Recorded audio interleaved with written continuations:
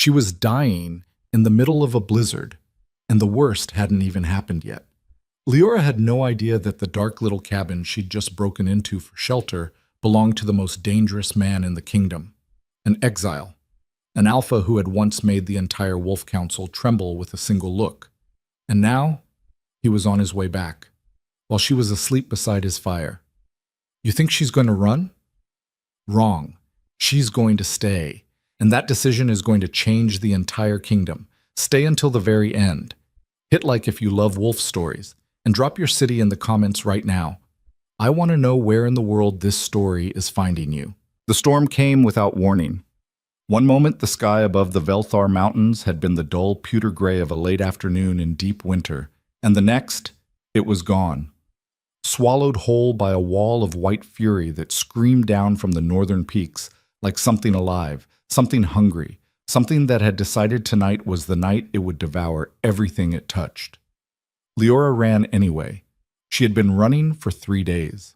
Her boots, stolen from a supply shed 2 nights before she escaped, were 2 sizes too large and had long since soaked through. Every step sent a lance of cold through her feet so sharp it no longer felt like cold. It felt like fire. She had heard once, from an old woman in the healer's ward of the Ashvale compound, that frostbite felt like burning before it felt like nothing at all. She was starting to believe it. Keep moving, she told herself, the words forming silently behind cracked lips because she no longer had the breath to speak them out loud. Just keep moving. The wound along her left side, 3 fingers wide, carved into her by the edge of Warden Drace's blade the morning she fled, had stopped bleeding sometime yesterday. That was either because it was clotting or because her body had simply run out of blood to spare. She had wrapped it with a strip torn from the inner lining of her stolen coat, and she tried not to think about how the fabric had gone stiff and dark. She tried not to think about a lot of things. She tried not to think about Mira, the youngest girl in the healing ward, who had looked at her with enormous dark eyes when Leora slipped away in the pre-dawn silence and had not said a word. Not a sound, just those eyes, watching. Old eyes in a small face, the eyes of a child who had already learned that hope was something you kept perfectly still inside your chest so no one could take it from you. I'll come back for you, Leora had promised with her hands, the way they communicated when the wardens were near. I will come back. She didn't know if that was a lie. She was starting to think she wouldn't survive the night to make it true or false. The forest grew denser as she climbed, the pine trees enormous and ancient, their branches locked together overhead in a canopy that blocked out the worst of the howling wind. The snow was thinner here under the trees and only knee-deep rather than waist-deep in the open passes, and Leora pushed through it with the mechanical determination of someone who had already made the decision that stopping meant dying and had therefore removed stopping from the list of available options. Her packed senses, dulled by years of captivity, of suppressants slipped into the communal water at Ashvale, of deliberate psychological erosion designed to make her small and quiet and obedient, had still managed to register something half a mile back. A shift in the air, a scent beneath the snow and the pine resin, and her own fear sweat, wood smoke, faint and old but unmistakably present, curling through the frozen air like a question. Wood smoke means a structure. A structure means walls. Walls mean shelter. It was the most basic form of survival logic, stripped down to its bones by desperation. She didn't let herself think about who might be inside. She didn't let herself think at all. Thinking was a luxury for people who were not currently dying. She smelled it again, stronger now, or maybe she was simply closer. And then she saw it.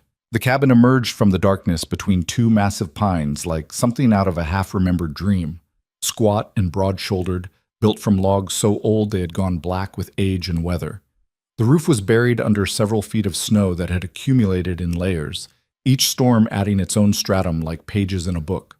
The single window was dark. No light showed under the door.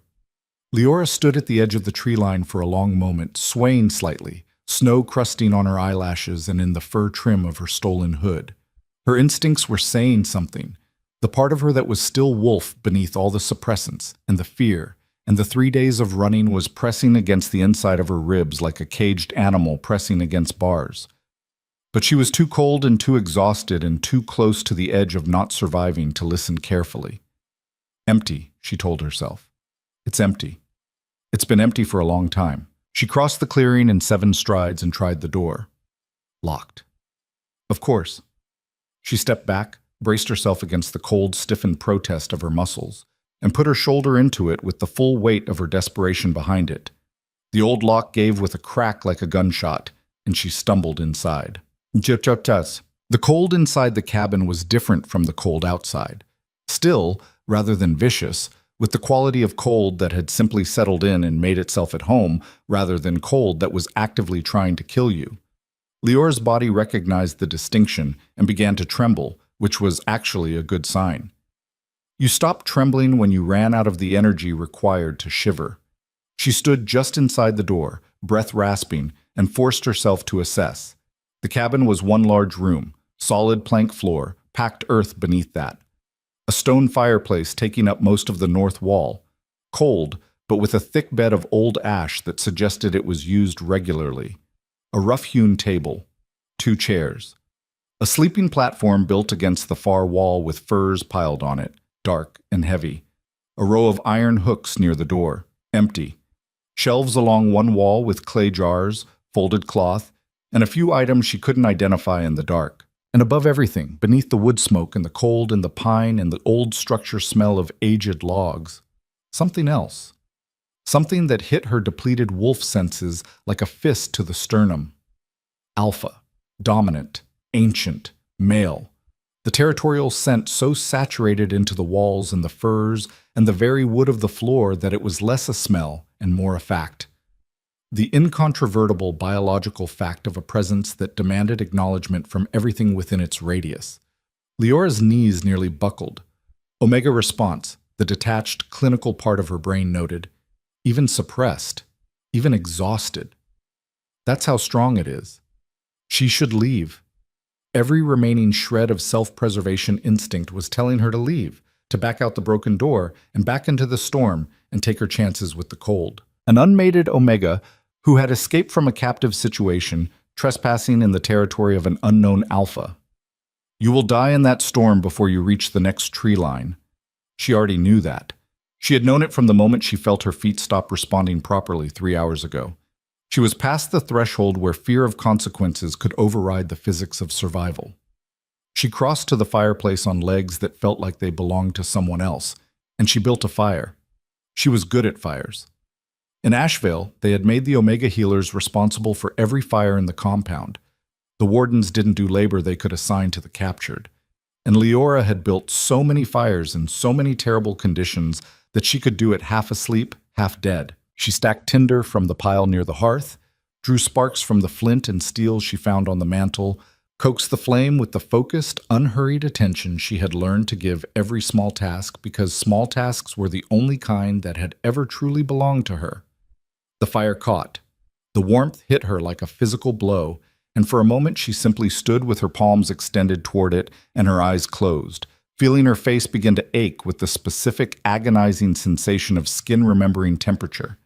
Then she stripped off her soaked outer layers, hung them over the backs of the chairs, and examined her wound. It was worse than she'd hoped. Not immediately life-threatening, but infected. The edges red and puffy, hot to the touch in a way that had nothing to do with fever and everything to do with the beginnings of sepsis if she left it much longer. She found clean cloth on the shelves and water in a covered clay pot, heated it on the now roaring fire, and cleaned the wound with the steady, methodical care of a trained healer, the kind of care she had given to 100 others and so rarely been permitted to give herself. She didn't let herself use her ability. That was the hardest part. The healing gift burned at her palms, eager, like a living thing that wanted to be useful. She could feel it pressing against the inside of her hands, the way the alpha scent pressed against her instincts. Insistent, biological, demanding. She kept her hands ordinary. She cleaned the wound the ordinary way, with cloth and water and careful pressure. Using the gift would leave a trace. If anyone was tracking her, and Warden Drace would certainly be tracking her, a flare of healing energy in the frozen wilderness would be a beacon. She had survived 9 years in Asheville by being invisible, and old habits of invisibility were the hardest to abandon. When she had done what she could, she moved to the sleeping platform, wrapped herself in the heavy furs that smelled overwhelmingly, impossibly, of that alpha, and tried to think rationally about her situation. The owner of this cabin will return. Possibly tonight. Possibly tomorrow. Unknown timeline. When he returns, he will find a trespassing Omega in his bed. An unmated, escaped Omega with suppressed presentation who broke his lock and raided his supplies. Options? Leave before he returns. Wait and explain. Wait and hide. Leaving means dying. Explaining means trusting a stranger. Hiding means lying. Her body made the decision before her mind finished the reasoning. The warmth of the fire and the furs and the terrible bone-deep exhaustion of 3 days of running through frozen mountains pulled her under with a slowness that felt, terrifyingly, like peace. She was asleep before she finished the thought. Ronan Vale heard the broken lock before he reached the clearing. He stopped at the tree line, one hand rising instinctively to the knife at his hip, and stood motionless in the howling wind for a long moment. The storm had worsened in the hours since he'd left to track the territorial markers on the eastern boundary. Fresh marks, enemy marks, the kind left deliberately close and deliberately bold by scouts who wanted him to know they'd been there. He'd followed the trail longer than he should have, and now the weather had turned vicious, which was the mountain's way of reminding him that it didn't care about the politics of wolves. He had expected to come home to an empty cabin and a cold hearth. Instead, the door hung slightly open, firelight leaking gold from the gap, and his territorial instincts were doing something complex and unfamiliar that he categorized with extreme skepticism as not alarm. He approached with his hand on the knife and his weight distributed toward the balls of his feet, and every alpha sense he possessed extended to their full, considerable range. One person. Small, much smaller than his frame could account for. Injured. The sharp metallic edge of blood under the wood smoke and the clean cloth smell of bandaging. And beneath all of it, muted and strange, like music heard through several walls, the unmistakable biological signature of Omega. Ronan pushed the door open and stood in the entrance, snow gusting past him into the room, and looked at the sleeping platform. The figure in his furs was small, genuinely small, not just smaller than him small, and buried to the chin in pelts with only a pale face visible and dark hair fanned against the skins. Her breathing was slow and even. Her color was poor, the kind of gray-tinged pallor that came from extended exposure and blood loss. But she was breathing, and the fire was strong. And whoever she had built that fire with the competence of someone who knew what they were doing. He stood in the doorway for a long moment, snow settling on his shoulders, and looked at her. The knife did not leave his hand, but he didn't advance either. What in the frozen hell, Ronan thought, which was not a particularly articulate thought for a man who had once commanded armies, but was, under the circumstances, reasonably accurate. He had been alone in these mountains for 2 years. Before that, he had been in a series of other places that were also variations on alone, each one colder and more remote than the last. Each one chosen specifically because it was the kind of place that people who wanted to find Ronan Vale, and there were many such people, and they wanted to find him for reasons that universally ended in his death, would find difficult to reach. He had chosen the Velthar range precisely because in winter, with the passes closed, it was nearly inaccessible. Nearly being, apparently, the operative word. He stepped inside and closed the door, because the storm was worsening and he was not going to heat the entire mountain range. He stood with his back against the door and let his eyes adjust fully to the firelight and looked at her properly. She had wrapped her wound herself. He could see the edge of the bandaging at her ribs where the blanket had shifted. The wrapping was good, clean technique, even pressure, the kind of care you learn from practice rather than instinct. Her hands, curled at the edges of the pelts, were a healer's hands. The small scars on the palms that came from years of herb work, the ink stains at the fingertips, the careful trimming of nails that had nothing to do with vanity and everything to do with wanting to keep wounds clean. A healer, Ronan thought, an Omega healer who came here through the worst storm of the season with a wound in her side and no companion and a broken lock. That was a story. He didn't know the story yet, but he knew enough stories about Omega healers in the northern packs to feel the beginning of something cold and specific settle in his chest that had nothing to do with the winter. He crossed to the fire added 2 more logs, and pulled one of the chairs to a position from which he could watch the door and the sleeping platform simultaneously. He sat. He did not sleep. He waited. Leora woke to the feeling of being watched. It was not a gentle waking. Her eyes opened all at once, the way they had learned to open in Ashvail, where the transition from sleep to full alertness was a survival skill rather than a luxury, and in the space of a single heartbeat, she had assessed the room, located the fire, located the changed position of the furniture, and located the man in the chair. She sat up so fast the furs fell away, and her back hit the wall behind the sleeping platform, and she had the folded knife she kept in her boot in her hand before she had consciously decided to reach for it. The man in the chair didn't move. He was vast. That was the only word her still waking brain could produce. Not merely large, not merely tall, but vast in the way that old trees were vast, the kind of scale that made you aware of your own dimensions in comparison. He was sitting with his elbows on his knees and his hands loosely clasped, and his dark eyes, extraordinarily dark, almost black in the firelight, fixed on her with an expression that was completely unreadable. "You're sitting in your own chair," Leora said, which was not the most cogent opening statement, but her mouth was apparently working independently of whatever part of her brain was responsible for threat assessment. "I am," the man said. His voice was very low, the kind of voice that had nothing to prove, that had spent so long not needing to be raised that it had forgotten how to be anything but quiet and absolute. "And you're sleeping in my bed." "I'm sitting up in your bed." "You were sleeping in it when I arrived." A pause. Leora's grip on the knife did not loosen, but she was doing rapid calculations. He hadn't moved toward her when she woke. He hadn't moved at all. He was an alpha.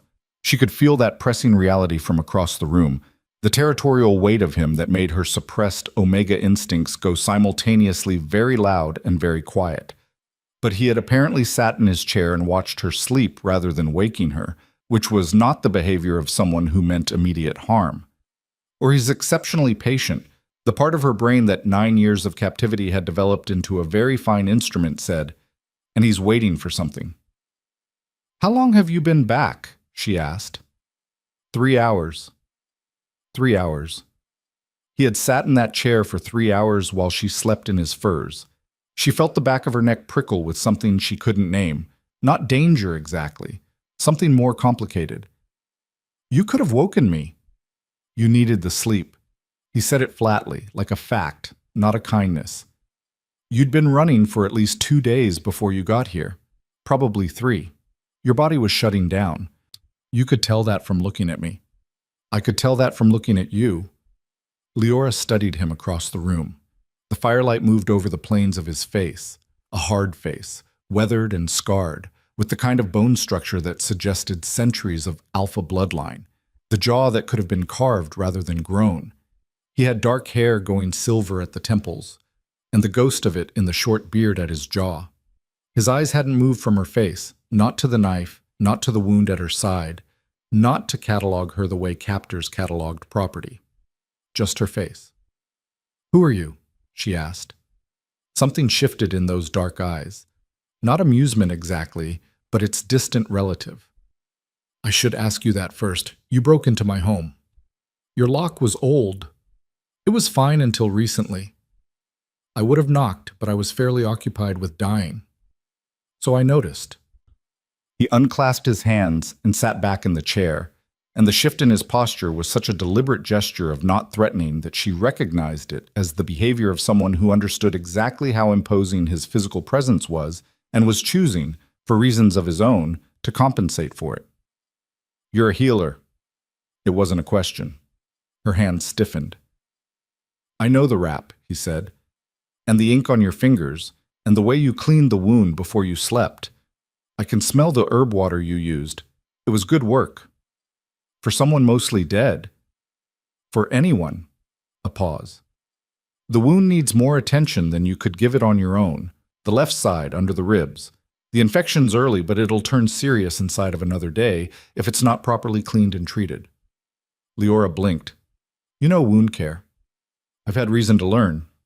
She looked at him for a long moment. The fire crackled. The storm screamed against the roof and the small dark window. and the cabin held against it with the solidity of something built to last. And the Alpha across the room sat in his chair and met her eyes and waited. "Leora," she said finally. "My name is Leora." "Ronan." It took her a moment. The name was familiar, lodged somewhere in the back of her memory, the way names heard in whispers tended to lodge, too significant to forget and too dangerous to speak clearly. She turned it over, trying to place it, and when she placed it, she felt the knife in her hand become suddenly much less adequate. "Ronan Vale," she said. He watched her without expression. The exiled king. Former king.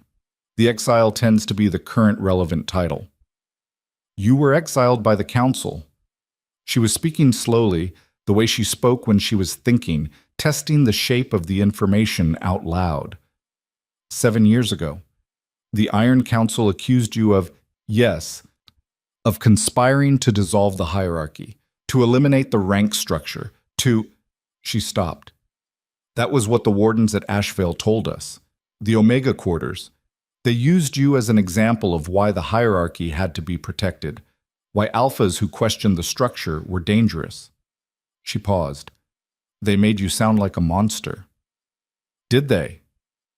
They made you sound very specifically like the kind of monster that Omegas should be grateful was gone. She studied his face. You don't look like that. Most monsters don't. No.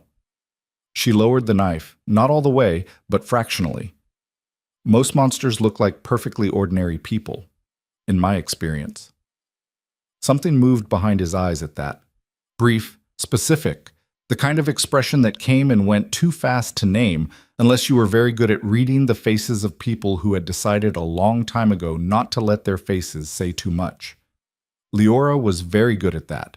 9 years of watching Wardens for Tells had made her very, very good.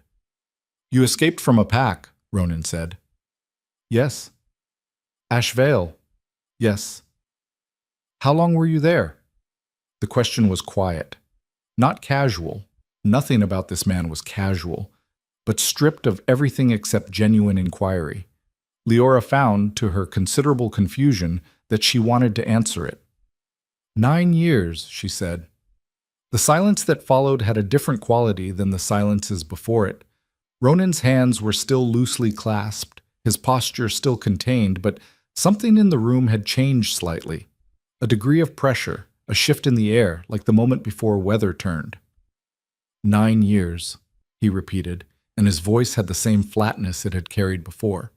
But underneath the flatness, there was something else, something controlled very carefully. I was brought in as a healer. I was 12. She said it the way she had learned to say all the facts about Ashvale, cleanly, without inflection, because the inflection was where the damage lived. They needed healers. They had a policy about Omegas with particular gifts. You became compound property. Compound property, Ronan said, and the way he said it was a very specific kind of quiet. That was the official designation. She tilted her head, watching him. Why aren't you threatening me? I broke into your home. I'm a trespassing Omega from an enemy pack who knows your location. You have every tactical reason to... I don't harm women who are fleeing for their lives, Ronan said. He said it simply, without grandeur, the way you stated a thing that was foundational rather than notable, as if it would not have occurred to him to frame it any other way. Leora looked at him for a long moment. Then she put the knife down on the sleeping platform beside her. Not away, just down, a gesture of measured trust rather than full surrender, and said, My wound actually does need attention. I know, Ronan said, and stood up. He worked by firelight with supplies from the shelf, herbs she recognized, clean cloth, a preparation she didn't know that smelled powerfully of pine resin and something astringent that turned out to be remarkably effective at drawing heat from infected tissue. His hands were large and scarred, and moved with a carefulness that contrasted so sharply with everything she had been told to expect from an alpha, any alpha, and certainly this one, that she found herself watching them more than was necessary or strategic. This will hurt, he said, before he removed the old bandaging. I know. Tell me if you need me to stop. I won't. Tell me anyway. She looked at the side of his face, bent over the work. You give orders even when you're being kind. He glanced up at that briefly. Is it bothering you? No. She paused. It's actually clarifying. I'm used to orders that have nothing to do with kindness. He was quiet for a moment, his hands still careful, the astringent preparation doing its work. Then, what was your gift? At Ashvale, they take Omegas with particular gifts, you said. Leora kept her face neutral. I'm a healer. You said that. I'm asking about the gift specifically. He looked up again, and his dark eyes were direct. Not demanding, just direct. The kind of directness that was, in its own way, a form of respect. I can feel traces of it, even suppressed. The air around your hands is different. She had not expected that. Most alphas couldn't detect it. The suppressants at Ashvale had been specifically designed to mask it from non-healers. But the traces, apparently, were not entirely invisible to someone with his level of sensitivity. What does it feel like? She asked, instead of answering, genuinely curious. Like heat, he said, but deeper than surface heat. Like the warmth that comes from the inside of something rather than the outside. He was quiet for a moment, finishing the cleaning with a focus that meant he was thinking. It's a restoration gift. She said nothing. Those are rare, he said. The Council has been trying to catalog them for decades. Every Omega with a restoration gift that's been identified has been... He stopped. Collected, Leora finished. Yes, that's the word they use. Ronan's hands paused for just a fraction of a second, barely perceptible, but she perceived it, and then resumed. You've been hiding it, he said, for 9 years. That must have been exhausting. The simplicity of that, the accurate, undramatized recognition of it, hit her somewhere between the ribs in a way that had nothing to do with the wound. She had to breathe through it carefully. It was, she said. It is. Yes. He finished the bandaging in silence. The new wrap was better than hers, firmer at the edges where it mattered, allowing more movement than she'd permitted herself. He was, as he'd said, good at wound care. She didn't ask again why. She thought she could guess the shape of a life that had required it. When he stepped back, she pulled her shirt carefully down and looked at him. Why did the Council exile you? She asked. The real reason. Ronan stood with his back to the fire, which put his face in shadow and lit him from behind in a way that made him look like something carved from the darkness of the mountain itself. He was quiet for long enough that she thought he wasn't going to answer. Then he said, I tried to change the mating laws. Leora went still. The forced bonding protocols. The policy that allowed pack councils to assign Omegas to Alphas for political alliances regardless of consent. His voice was completely flat. I tried to have them struck from the law. I introduced a charter that would have made unbonded Omega status a protected designation instead of a liability. That every mating required acknowledgement and choice from both parties. He paused. The Council decided that constituted a threat to hierarchical stability. Leora looked at him for a long time. They were right, she said finally, about it being a threat. Yes, Ronan said. They were right about that. The fire snapped, the storm howled, the cabin held. You didn't do it for Omegas specifically, she said, still watching him. You did it because you thought the hierarchy was wrong. I did it because I thought people should be able to choose, he said. The designation they're born with shouldn't determine whether their choices matter. That's a very dangerous thing for an Alpha King to think. It is. I've had 7 years in exile to confirm it. Leora pulled the furs back around her shoulders, not from cold exactly, but from the particular vulnerability of being accurately seen by someone she had just met, someone who should by all logic terrify her, and instead was doing something much more complicated than that. I should sleep more, she said. My body needs it. Yes, Ronan said. It does. You'll wake me if I'll keep watch, he said. Sleep. She wanted to argue on principle. She didn't take orders. She had spent 9 years quietly not taking orders while appearing to, but the words came out of him the same way the fire built, steady, practical, the form of a statement rather than a command. and her body was still desperately exhausted beneath the thin surface of adrenaline that had carried her through the conversation. She lay back against the furs. The fire was warm. The storm was loud and very far away.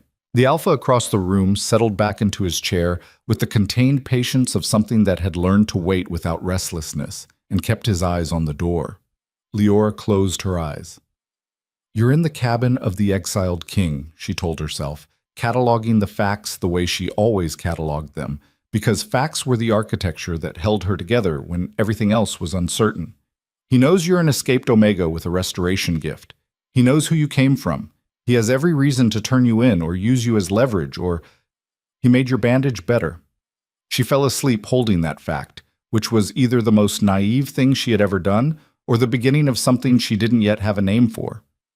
Outside, the storm reached its full voice, howling and enormous and indifferent to the small, warm light in the dark mountain's heart. Inside, Ronan Vale sat in his chair and watched the door, and did not sleep at all. And in the space between his watchfulness and her exhausted rest, something unnamed and almost impossible had taken its first tentative root in the frozen ground. The second morning came gray and silent. The storm had burned itself out sometime before dawn, leaving behind the particular stillness that only exists in high mountain country after a major weather event, the kind of silence that isn't peaceful so much as exhausted, as if the world itself had spent everything it had and was now lying flat, breathing slowly, waiting to see what came next. Leora woke before Ronan. That surprised her. She had assumed, based on every alpha she had ever observed, which admittedly had all been alphas of the Ashvale variety, possessive and territorial and hypervigilant about their sleeping spaces, that he would be awake first, already positioned between her and the door, already reasserting the geometry of dominance that defined how alphas moved through space. Instead, she opened her eyes to find the chair across the room empty and the fire rebuilt to a steady, radiating warmth, and Ronan stretched on the floor beside the hearth with his back to the heat and his coat pulled over him as a blanket, sleeping with the complete, absolute stillness of someone who had trained themselves out of restlessness. He had given her the sleeping platform. He had given her the furs. He had slept on the floor. Leora sat with that for a moment, turning it over carefully in her mind the way you turned over something unexpected to check it from every angle, looking for the catch, for the manipulation embedded in the gesture. She found none, which was itself so unusual that she sat with it a moment longer, recalibrating. Her wound ached, not the sharp hot ache of infection. The astringent treatment had clearly done its work, the heat already significantly reduced, but the deep pulling ache of tissue beginning the serious work of knitting itself back together. She was sore from her spine to her feet, and her head felt thick with the residue of exhaustion not yet fully resolved. But she was alive. She was warm. She was, improbably, inexplicably, in a safer position than she had been 48 hours ago. She moved quietly to the shelves and found the clay jars she'd cataloged the night before. She had been too exhausted then to examine them properly. Now she opened each one with careful hands and noted what was inside with the focused attention of a healer taking inventory. Dried yarrow, good for fever. Dried pine needles, vitamin content and antiseptic properties. Something she identified by smell as valerian root, birch bark in flat strips. A preparation she didn't recognize that smelled medicinal, in a way that suggested mountain herb knowledge she hadn't encountered before. She also found, in a lower shelf behind the folded cloth, a supply of dried meat and hard biscuit, military-style rations, the kind designed for extended field conditions. Enough for weeks if rationed carefully. She replaced everything exactly as she found it. Then she found a small iron pot, filled it with snow from the drift that had accumulated inside the broken door, and set it over the fire. When the water was hot, she used the yarrow and some of the pine needles to make a simple medicinal tea, and she poured 2 cups.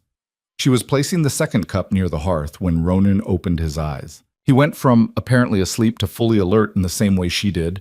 No gradual surfacing, no disorientation, just eyes closed, then eyes open and tracking. The immediate, complete awareness of a predator who had survived long enough to treat sleep as a controlled vulnerability rather than an abandonment of it. His gaze found her. Then the tea, then the door, then back to her. You moved things on the shelf, he said. His voice was rougher in the morning, less contained. I was doing inventory. I put them back exactly as they were. She sat down in the other chair and wrapped her hands around her own cup. Your herb knowledge is good, better than standard alpha field medicine. He sat up slowly, and she noted, cataloged the way she cataloged everything, the way he moved. There was a stiffness in his right side that he controlled carefully but couldn't entirely eliminate. Old injury. Significant, probably structural, the kind of damage that healed around a fault line rather than through it. I've had time to learn, he said, taking the cup she'd left near the hearth without comment or particular display of gratitude. He drank. How long have you actually been in this range? 2 years in this cabin, 5 years in various other places before that. He looked at the fire. The council's hunters are thorough. You move or you get found. But you're still here, in the same place. That's a risk.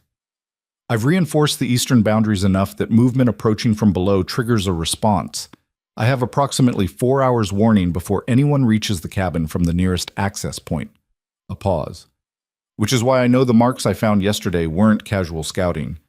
Leora went still. What marks? He looked at her then. Fresh territorial markers on the eastern ridge, left within the last 48 hours. Multiple wolves. I counted tracks for at least 6 individuals. They weren't hunters passing through. They were establishing a perimeter. You think they know you're here? I think they've known for a while and have been deciding what to do about it. His voice was utterly level. The storm delayed them. Now that it's cleared, they'll move. Yes. The words settled into the space between them like a stone dropped into still water. Leora looked at the door, repaired, she now noticed, with a bar of wood wedged across the frame that hadn't been there when she arrived, something Ronan must have done during the night. Solid. Temporary. How many can you handle? She asked. He looked at her with something close to surprise. Not alarm at the question, but a mild recalibration. The expression of someone who had not expected that to be the first question she asked. Most people, that expression suggested, ask something else first. Something about whether she should hide or run, or what he was going to do. Alone? 4, possibly 5, depending on their caliber. He turned the cup in his hands.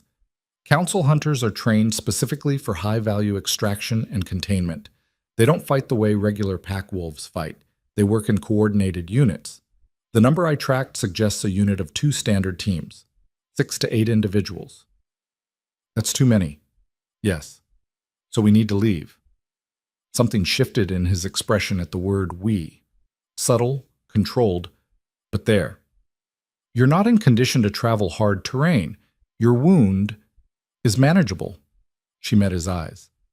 I've moved in worse condition, and staying in a fixed position against 8 coordinated hunters with nowhere to retreat is not a viable strategy for either of us. For me, he said. You could... Don't, Leora said. He stopped. Don't tell me I could leave and they'd have no reason to bother with me. Her voice was quiet and entirely firm.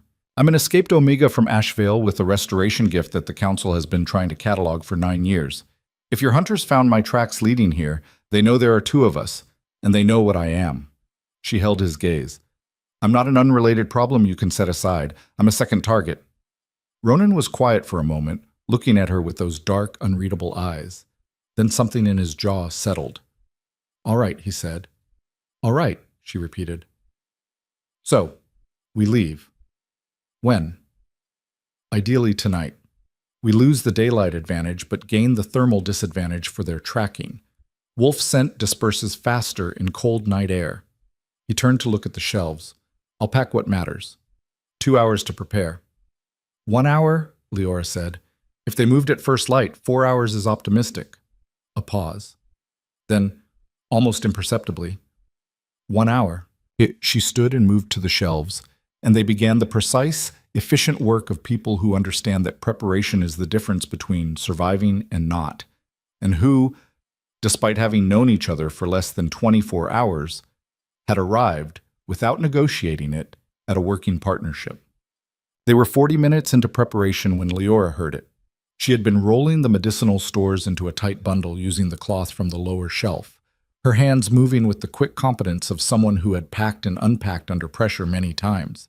And she was halfway through calculating the weight distribution of the pack Ronan had produced from beneath the sleeping platform when the sound reached her.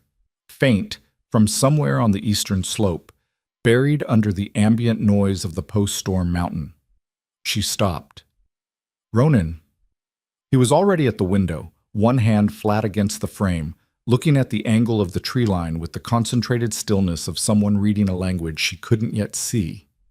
He said nothing. His body had gone very quiet in the particular way of predators that were deciding between types of action. "How many?" Leora asked. "At least 4 from the east."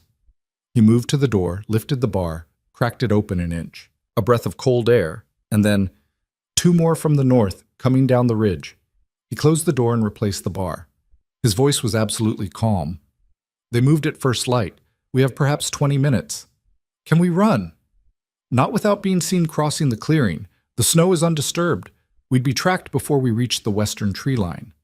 He was already moving, pulling things from the wall, checking the knife at his hip. "There's a passage under the floor, a crawl space that leads to a secondary exit behind the woodpile. It was built for exactly this. Then, it exits onto an exposed slope." He looked at her directly.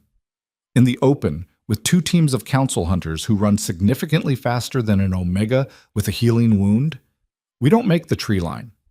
The options arranged themselves in Leora's mind with the cold, functional clarity of someone who had spent years in an environment where the cost of miscalculation was immediate. Run and be caught in the open. Stay and be trapped in the cabin. Fight inside. Better odds for him, possibly, but still outnumbered. And she was a healer, not a combatant. "Fight from inside," she said. Ronan looked at her. "You said 4, possibly 5, depending on caliber. If they come in through the door, they come in 1 or 2 at a time. That's a better ratio than an open slope." She held his gaze. "The cabin is defensible, not permanently, but long enough to change the numbers." "You're a healer." "I'm a healer who spent 9 years in a compound run by people who believed Omegas needed to be managed. You learn to defend yourself or you don't survive." A beat. "I'm not going to be dead weight in your hands. Tell me what you need." Something moved across Ronan Vale's face that she had no category for. Something deep and quick, like the shift of light on water. Then he moved to the shelf, and he put a short iron blade in her hands. Not a knife exactly, more of a fighting tool, balanced for close-quarter use. And he said, "The fireplace. Stand at the fireplace. Any wolf that gets past me goes to you. If they surround you, they won't get the chance." His voice was quiet and absolute. "Ronan, if they surround you, then we improvise." He met her eyes. "Can you do this?" Leora looked at the blade in her hands. She thought about 9 years of not being able to do anything. She thought about Mira's old eyes and a small face. "Yes," she said. "Uab." They came through this door first, 2 of them, shoulders together, moving with the synchronized efficiency of people who had trained for exactly this kind of forced entry, the bar on the door snapping under the combined impact of their weight and momentum. They were big. "Council Hunter caliber," Ronan had said, and looking at them she understood exactly what that meant. Trained, coordinated, operating as a unit rather than as individuals. Ronan met them before they fully cleared the threshold. Leora had seen Alphas fight before. At Ashvale, the Wardens occasionally demonstrated combat against each other for the compound's hierarchy reinforcement.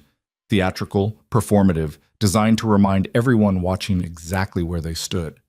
What Ronan did looked nothing like that. It was quiet. That was the first thing she registered. There was no snarling, no posturing, no alpha display of dominance meant to intimidate before the first contact. He simply moved, with a speed and economy that seemed almost impossible for a man of his size. And the first hunter was on the floor before she had fully processed that contact had been made.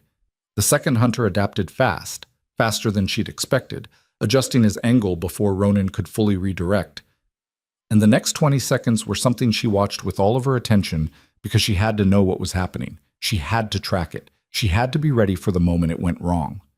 2 more came through the window. Ronan registered them. She could see in the subtle shift of his weight that he registered them. And she could see, in the same fraction of a second, the calculation. 4 targets and the first 2 not yet neutralized, and the cabin was 30 feet across at its widest point. The third hunter, coming over the sill on the left, turned toward Leora. She hit him with the iron blade grip first across the jaw before he fully cleared the window frame, putting every pound she had into the swing because she did not have the physical weight to do this twice. He went sideways, half into the window, and she got the blade edge up before he could recover. "Behind you!" Ronan's voice. She dropped. She had spent years learning when not to ask questions. The fourth hunter's arm passed over her head, and then Ronan was there. And then that hunter was also on the floor. And the cabin was very loud for approximately 8 seconds, and then it was quiet. Leora straightened slowly, breathing hard, the blade still in her hand. Her wound had torn. She could feel it, the hot wetness against the bandaging, and she pressed her elbow against her side automatically to control the bleeding. 4 hunters on the floor, 2 unconscious, 2 incapacitated. But from outside she could hear movement, more movement, the 2 from the north ridge closing in, and at least 1 more who hadn't entered but hanging back, coordinating. Ronan was breathing harder than when they'd started. He had a cut along his forearm, and he was favoring his right side. That old injury, she thought, the structural fault, and the fight had stressed it.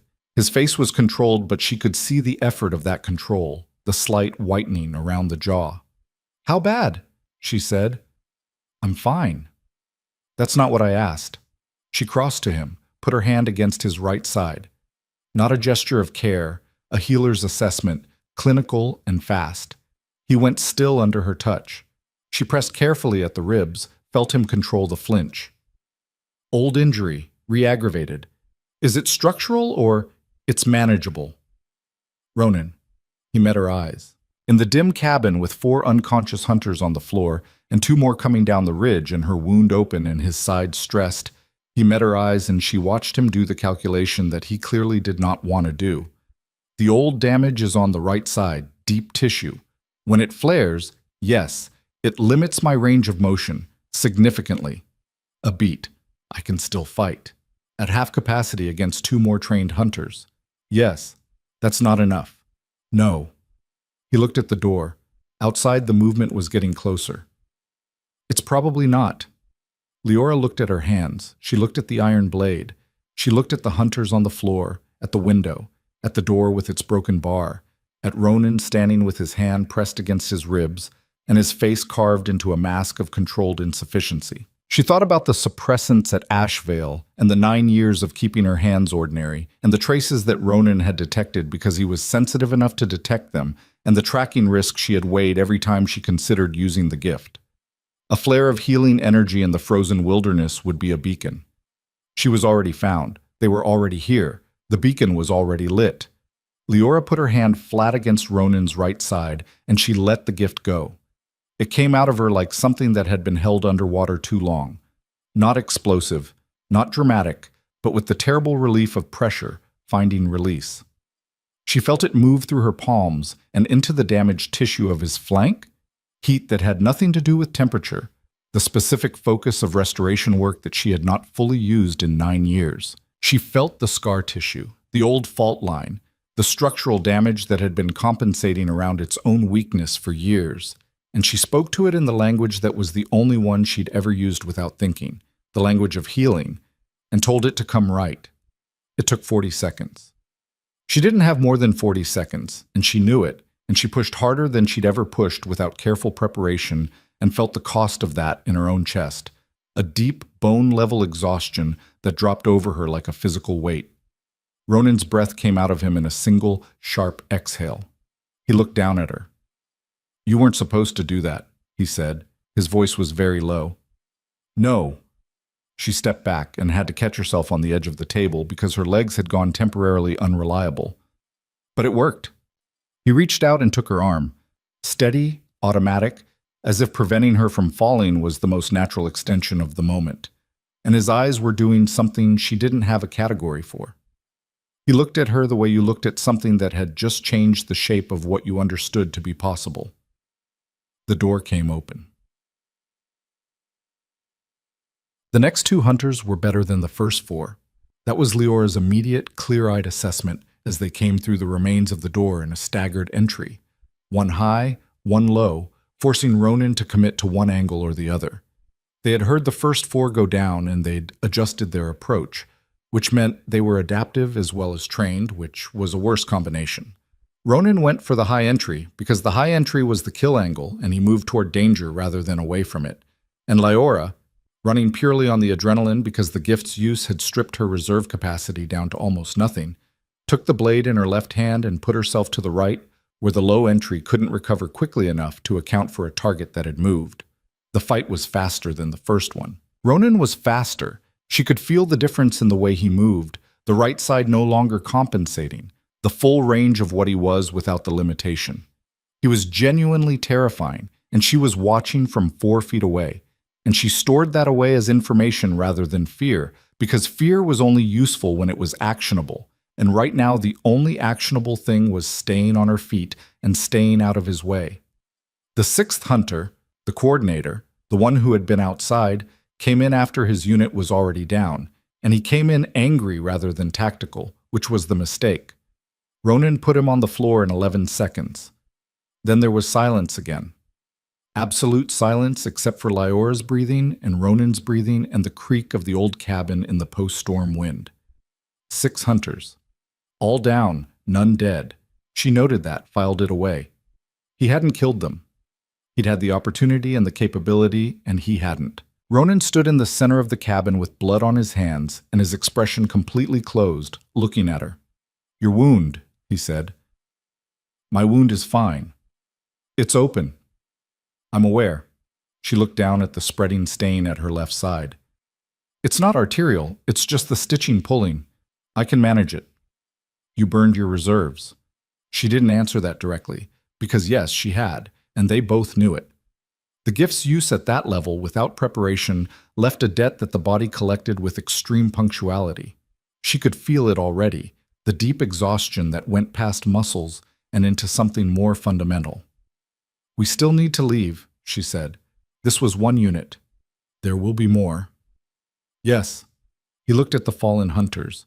His jaw was tight. "These men are council operatives. When they don't report back, they send more. I know." She began moving toward the pack they'd half-assembled before the attack, trying to assess what still needed to go in it and what they'd have to leave. Her hands were steady. She was proud of her hands. "How fast can you move if I'm slowing you down?" "You're not slowing me down." "Ronan, be honest with me. I burned my reserves and my wound is open and the terrain is going to be brutal. At what pace can you move without losing me?" He looked at her for a long moment. "I'm not losing you," he said, and his voice carried the quality of a statement that was not up for discussion, not from a place of dominance, but from a place of decision. A decision that had apparently been made sometime in the last 40 minutes and was not reversing itself. She looked back at him. "We move at your pace," he said. "We move together. That's what we do." Something in her chest did that complicated thing again, the between the ribs thing, the one that happened when someone demonstrated by simple action rather than complex reassurance that they meant what they said. "All right," she said. "All right," he repeated. She went back to packing. He went to reinforce what remained of the door for long enough to give them the window they needed, and they worked in parallel, quick and quiet and without wasting motion. And in 20 minutes they were at the secondary exit under the floor, packs on, the cabin abandoned behind them. The crawl space was low and cold and smelled of old earth, and it emptied out behind the woodpile into a narrow corridor between 2 enormous pines, where the snow was compressed enough by the overhang to give them solid footing. Ronan came out first, checked the angle of the slope and the position of the shadows, and then held out his hand for her pack to lift it while she cleared the exit. She didn't need the help. She took it anyway. They moved into the trees and the mountain closed around them, and behind them the cabin sat quiet, with its 6 unconscious hunters and its broken door and the cooling evidence of a fight that had already changed the shape of things. Above, somewhere on the ridge, Liora felt rather than heard the pulse of communication. Wolf sense, long range, the kind that happened at a frequency below sound. A signal being sent, a report being made. She walked closer to Ronan's shoulder, not from fear but from the tactical reality of 2 people moving through hostile terrain who needed to stay within arm's reach of each other. He didn't comment on it. He adjusted his stride to hers without discussion. The trees swallowed them whole. They had been walking for 4 hours when the cold broke Leora open. Not her body. Her body was managing, the healer's training that had made her familiar with her own limits, allowing her to work right up to the edge without crossing it. What broke was something she hadn't expected, something that 9 years of captivity and 3 days of running and 1 morning of fighting had apparently been building toward in the way that pressure built behind ice, slow and structural and invisible, right up until it wasn't. They had stopped at a rocky outcropping that offered a windbreak and a sightline back down the slope. Standard tactical rest, Ronan choosing the position with the automatic competence of someone who had been doing this for years. And Leora sat with her back against the rock and let herself feel the exhaustion fully for the first time, and something in that full feeling unlocked something else. Ronan was sitting 2 feet away, scanning the tree line below, and he was a large warm presence against the cold and the wind, and she was so tired, and for the first time in 9 years, she was not alone in a hostile space, and that was the thing that undid her. Not the wound or the fear or the fight, just that, not being alone. She didn't cry, she was past crying, or maybe the suppressants had taken that along with everything else. What happened was quieter than crying, a long, slow exhale that kept going past the point where breathing ended, as if she was releasing something she'd been holding since she was 12 years old. Ronan looked at her. He didn't say anything, he didn't move closer or move away. He just looked at her with those dark, absolutely direct eyes, and then he reached into the pack and produced the dried meat and hard biscuit from his rations and held half of it out to her. She took it. They ate in silence, and the mountain held still around them, and the cold was ferocious, and the tree cover below them showed no movement, and for a few minutes it was simply 2 people eating on a rock in the frozen wilderness, which was not safety, but was its own category of something. "They'll send a second unit within 24 hours, Ronan said. "I know. There's a way station 3 days northeast if we push hard. Neutral territory. The Council's authority doesn't extend past the Halvern Ridge. 3 days pushing hard when I'm not at full capacity." She did the arithmetic without self-pity. 2.5 days if you carry the heavier pack and set the pace. "I'll carry the heavier pack," he said, as if she'd simply made an observation rather than a proposal. She looked at him sideways. "You're going to be very difficult to argue with, aren't you?" Something in the corner of his mouth shifted. It was not quite a smile. It was the ghost of the memory of one. "So I've been told." Leora looked back at the tree line, feeling the cold in her face and the ache in her side and the deep residual exhaustion of the gift's use. And she thought about the council hunters waking up in the cabin below and the second unit being assembled, and the 3 days of hard terrain between here and anything resembling safety. She thought about Mira. She thought about all of it, all at once, the full weight of the position she was in, and she held it the way you held something that was too heavy to carry indefinitely, but had to be carried for a while longer. 3 days, she said. 3 days, Ronan agreed. He stood, shouldered the heavier pack with the ease of his restored right side. And she caught the moment he registered that restoration, the fractional pause of a man taking stock of what had been given back to him. He didn't comment on it, but he looked at her briefly with an expression that was not gratitude exactly, but something older and more precise than gratitude. "Can you move?" he said. "Yes," Leora said, and stood. They moved back into the trees, single file, Ronan ahead and slightly left where he could shield her from the worst of the wind without making it a performance of protection. Behind them, the outcropping was empty. Below them, somewhere in the mountain, the council hunters were beginning to stir. And somewhere ahead, in the frozen white silence of the Velthar range, something was shifting. In the council's network. In the intelligence being assembled about 2 fugitives moving northeast. In the slow and terrible machinery of power that had exiled one and enslaved the other, and now, for the first time, was going to have to contend with them together. The cold was absolute, and the sky was the white of a blank page, and they walked into it without looking back. The cold was absolute, and the sky was the white of a blank page, and they walked into it without looking back. The first day passed in the rhythm of survival. Step and breathe and step. The mechanical repetition that replaced thinking when thinking was a luxury the body couldn't afford. Ronan set the pace with the kind of instinctive calibration that came from years of solo movement through hostile terrain. Fast enough to generate heat, slow enough to sustain over distance, adjusted every hour with a sideways glance at Leora that was not checking on her so much as reading data.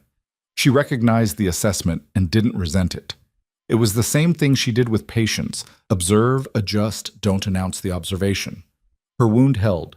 The cold was paradoxically useful for that, acting as a natural suppressant for the inflammation, and she had redressed it at their first rest stop with supplies from the pack, her hands efficient and impersonal. The exhaustion from the gift's use persisted, a deep, structural tiredness that had nothing to do with sleep. But it was the manageable kind, the kind that lived below the threshold of impairment. She had felt it before in the healer's ward at Ash Vale, in the early years before she'd learned to regulate the output, before she'd understood that the gift had a cost, and that she was the one who paid it. She had never used it at that intensity before. Not in 9 years, not even once. She didn't tell Ronan that. He knew anyway. She was increasingly aware that Ronan Vale knew a significant number of things she didn't tell him, reading them from the air around her with the same quiet precision he applied to territorial markers and weather patterns and the body language of enemies. It should have been unsettling. It wasn't. She was still cataloging why. They sheltered the first night in a natural depression beneath an overhang of rock. Out of the wind, a fire built small and low and screened by Ronan with a flat stone angled to reflect the heat inward and disperse the smoke horizontally rather than vertically where it would be visible against the sky. He built it with the same unhurried competence he brought to everything physical, and she watched the method and memorized it without comment. They ate from the rations and they slept in shifts, 2 hours on, 2 hours watch, trading without discussion. When it was her watch and he slept, she sat with her back against the rock and the iron blade across her knees and watched the darkness between the trees. Twice she heard movement, animals, both times, the specific quality of movement that was just living creatures going about their business in the dark, rather than the deliberate trained silence of hunters. She noted both and let them pass. When Ronan's hand came down lightly on her shoulder to take the watch at the 4-hour mark, she didn't startle. She had felt him surface from sleep 10 seconds before he moved. "Anything?" he asked. 2 deer, 1 fox, no wolves. He settled into the watch position and she lay down, and she was asleep in under a minute, which was possibly the most profound evidence of trust she had displayed in 9 years. The second day was harder. The terrain above the Halvern approach was steep and broken, the kind of landscape that punished inattention. Ice-coated rock beneath deceptive snow cover, sudden drops concealed by overhang, the wind channeled by the valley walls into currents that hit with enough force to knock a person sideways if they weren't braced for it. Ronan navigated it with the ease of someone who had memorized this ground over 2 years of patrolling it, his hand coming back at intervals to indicate footing without ceremony. A gesture so practical and consistent that she stopped registering it as a gesture and started registering it as information. It was mid-morning of the second day when she heard the second unit. They were better at silence than the first. That was her first assessment, drawn from the absence of what she should have been hearing: bird movement, small animal scatter, the environmental disruption that preceded human presence in forest terrain. The silence itself was the tell. Too even, too sustained, the silence of an environment that had registered something large and deliberate and was holding its breath. "Ronan!" She kept her voice below the wind. He stopped. "Above us. Northeast slope." She tilted her head toward the angle she'd read the silence from. "They came around the ridge. They're not following our trail. They're cutting ahead of it." A pause. She watched his face process this. The rapid, invisible calculation of someone working through tactical geometry at speed. "They know where we're going," he said. Not a question. "They know about the Halvern Way station. Someone in your network." "I don't have a network, not anymore." His voice was flat, but a specific kind of flat, the kind that covered something sharp. "Someone in the Council's intelligence has the old files, the routes I used in the first years of exile." He looked up at the ridge. "They're not trying to catch us. They're trying to funnel us." "Into what?" He was quiet for 3 seconds. She counted. And then he said, "There's a fortress in the mountain, the old Valdris stronghold, abandoned for 40 years, or so the public record states. He turned to look at her directly. The council has been using it as a covert detention facility for at least the last decade. I found evidence of it 2 years ago, before I went dark. I didn't act on it because I had no allies and no leverage. A pause. If they're funneling us north, they're funneling us toward Valdris. Leora thought about this carefully. A detention facility. A place where things happen that the council doesn't want attributed to the council. His voice carried no particular inflection on this, which was in itself a form of inflection. She looked at the slope above and the slope below and the terrain ahead, running the options with the same stripped-down survival logic she'd used at the cabin. The second unit was above and ahead. Behind them, the first unit's reinforcements were probably 12 to 18 hours back. The Halvern way station was no longer a safe destination. They were being herded. "What's inside Valdris?" she asked. "I don't know the current configuration. When I found evidence of it, the records suggested it could hold 30 to 40 wolves under guard." A beat. "The council members who run it include Councillor Davin Soar." The name hit her like cold water. "Soar. You know him. He visited Ashvale twice in the 9 years I was there. He was the one who established the Omega collection protocols that Warden Drace operated under." She paused. "He's the architect of the Capture and Catalog program. The restoration gifts." Another pause. "He knows about me. He's known about me for years," Drace reported to him directly. "Then Soar isn't just here to recapture me," Ronan said. "He's here for you too." "He was always here for me." She heard her own voice come out very level and was quietly proud of it. "He just didn't know where I was until now." The silence between them had a specific weight. "We can't run around them," Ronan said. "Not with this terrain and not with your condition. They'll have the high ground before we can gain it. We can't run back." "No." "Then we don't run." She met his eyes. "If they're funneling us to Valdris, let them funnel us. But on our terms and our timing, not theirs." Ronan looked at her with those dark, measuring eyes. "You want to go into the fortress deliberately. I want to go into the fortress before they're ready for us to arrive. There's a difference." She held his gaze. "They're expecting frightened fugitives trying to avoid capture. They're not expecting us to choose the approach." The wind came through the valley wall with a sound like tearing fabric, and she watched Ronan make the calculation. She could see it in the stillness of his face, the quality of his silence. And she watched him reach the conclusion that she had already reached, which was that there were no good options, and this was the least bad one, and that it required trusting her judgment, and that he was apparently going to do that. "The eastern face of Valdris has a drainage channel built into the foundation wall," he said. "It was in the original construction records I found, large enough for a person to pass through if it hasn't been modified." "Then that's our door." She adjusted the pack on her shoulders. "How long to reach the eastern face from current position?" 6 hours at this terrain." 5, she said. "We move faster." Something shifted at the corner of his mouth again. That ghost of a smile. "We move faster," he agreed. They turned northeast, directly toward the thing they were supposed to be fleeing from, and they moved. Valdris was not what she had expected, which meant she had expected wrong. She had built a picture from what Ronan had told her. Abandoned stronghold, covert facility, 40 years of official neglect. And she had imagined something deteriorating, something that wore its secret function in the looseness of its upkeep. Instead, as they came around the eastern face in the hour before full dark, she saw a structure that was perfectly maintained. Its stones fitted so tightly that the join lines were barely visible under the snow, its towers intact, the few lights showing at the narrow windows amber and steady. It was built into the mountain itself, not against it, but into it, the rear walls incorporating the living rock of the peak, which meant it had exactly one exposed face, and that face was the eastern wall she was currently crouched against in the shadow of the drainage channel that was, thank whatever passed for luck in frozen mountains, exactly as described. Unmodified, approximately 2 feet wide and 3 feet tall, cut into the foundation stone at ground level. The iron grate that had presumably covered it long since rusted away. "Someone's going to notice that," Leora said quietly, nodding at the gap.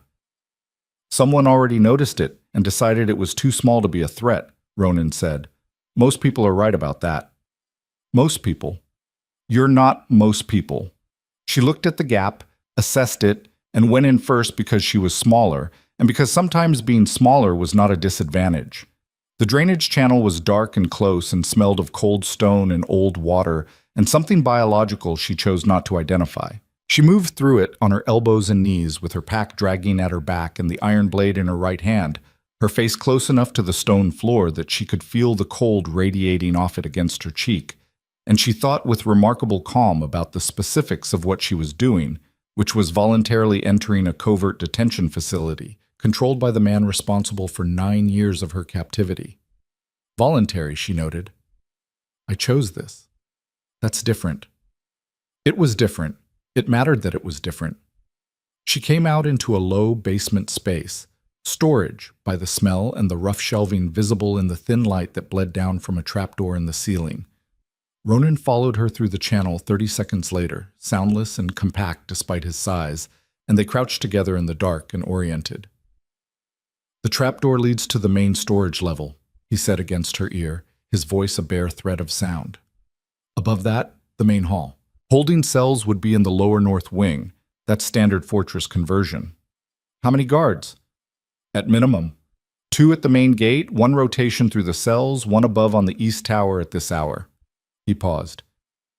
This is an unofficial facility. They run it lean. Fewer people means fewer who know about it. So 8 to 12 total. Yes. We're looking for what, exactly? She kept her voice at the same bare thread. Intelligence, a way out, leverage?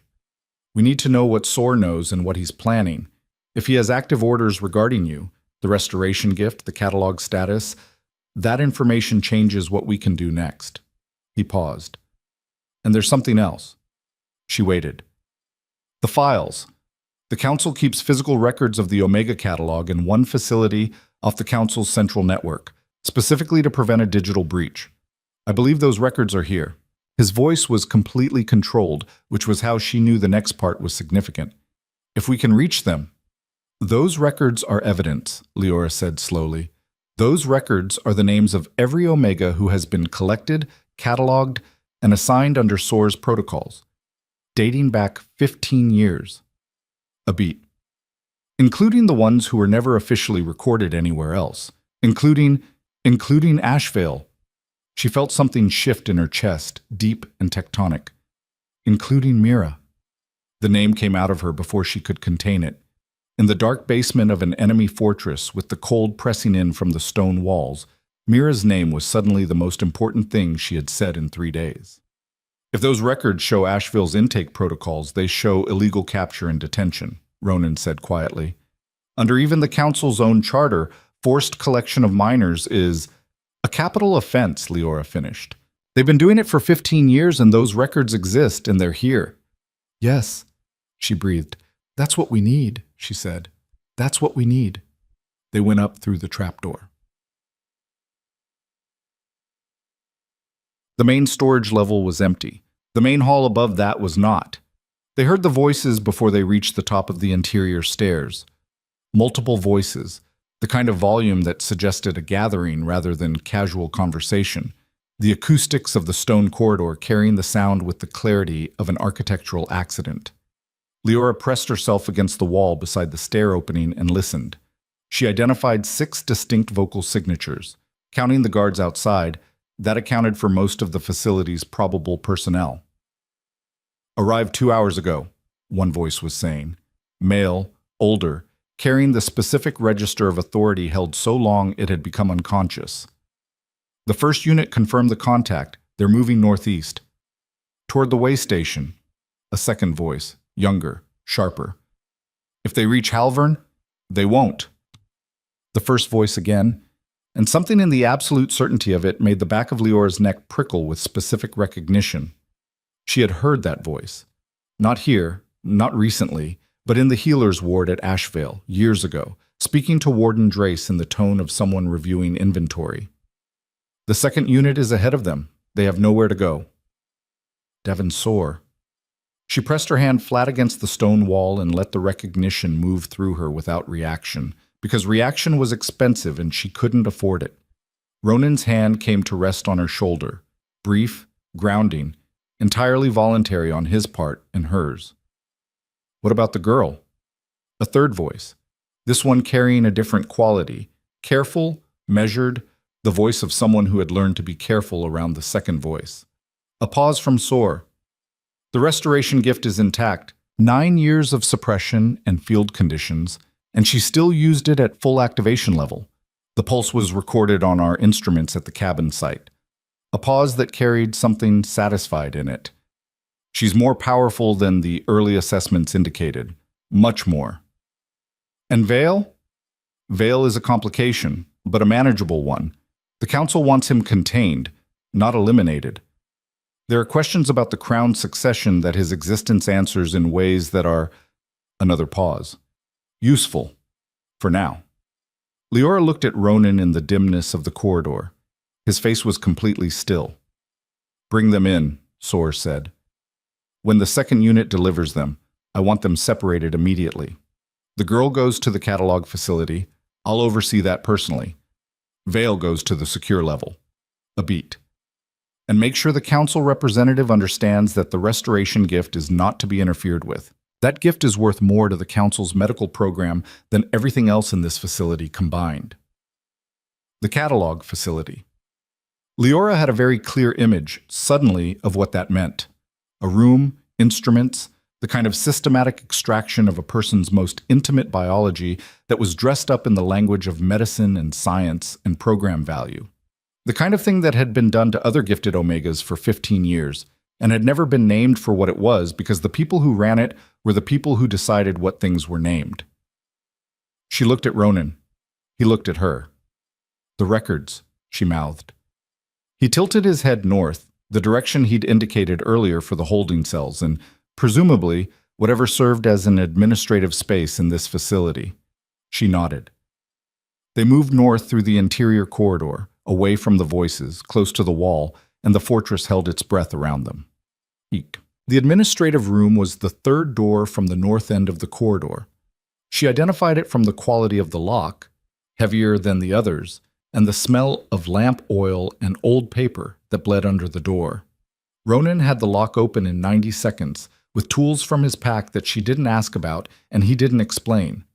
Inside, a table, chairs, oil lamp burning low, and along the far wall a bank of iron-bound chests with classification markings stamped into the metal.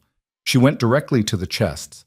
Ronan went to the door and positioned himself where he could watch the corridor. The chests were locked, but not elaborately.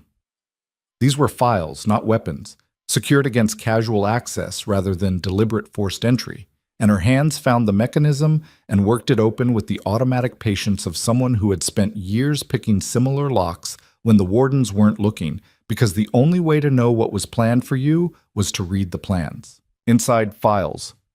Dozens of them, bound in oilcloth, labeled with dates and pack designations, and a numbering system she didn't immediately recognize. She found Asheville in under 2 minutes. The file was thick. Much thicker than it should have been, if the only Omega healers at Asheville were the ones officially acknowledged in council records. She opened it and looked at the intake logs, running her finger down the column of names, dates, ages. Mira Voss, age 9. Intake date, 4 years ago. Her chest closed. 9 years old. Mira had been 9 years old when they brought her in.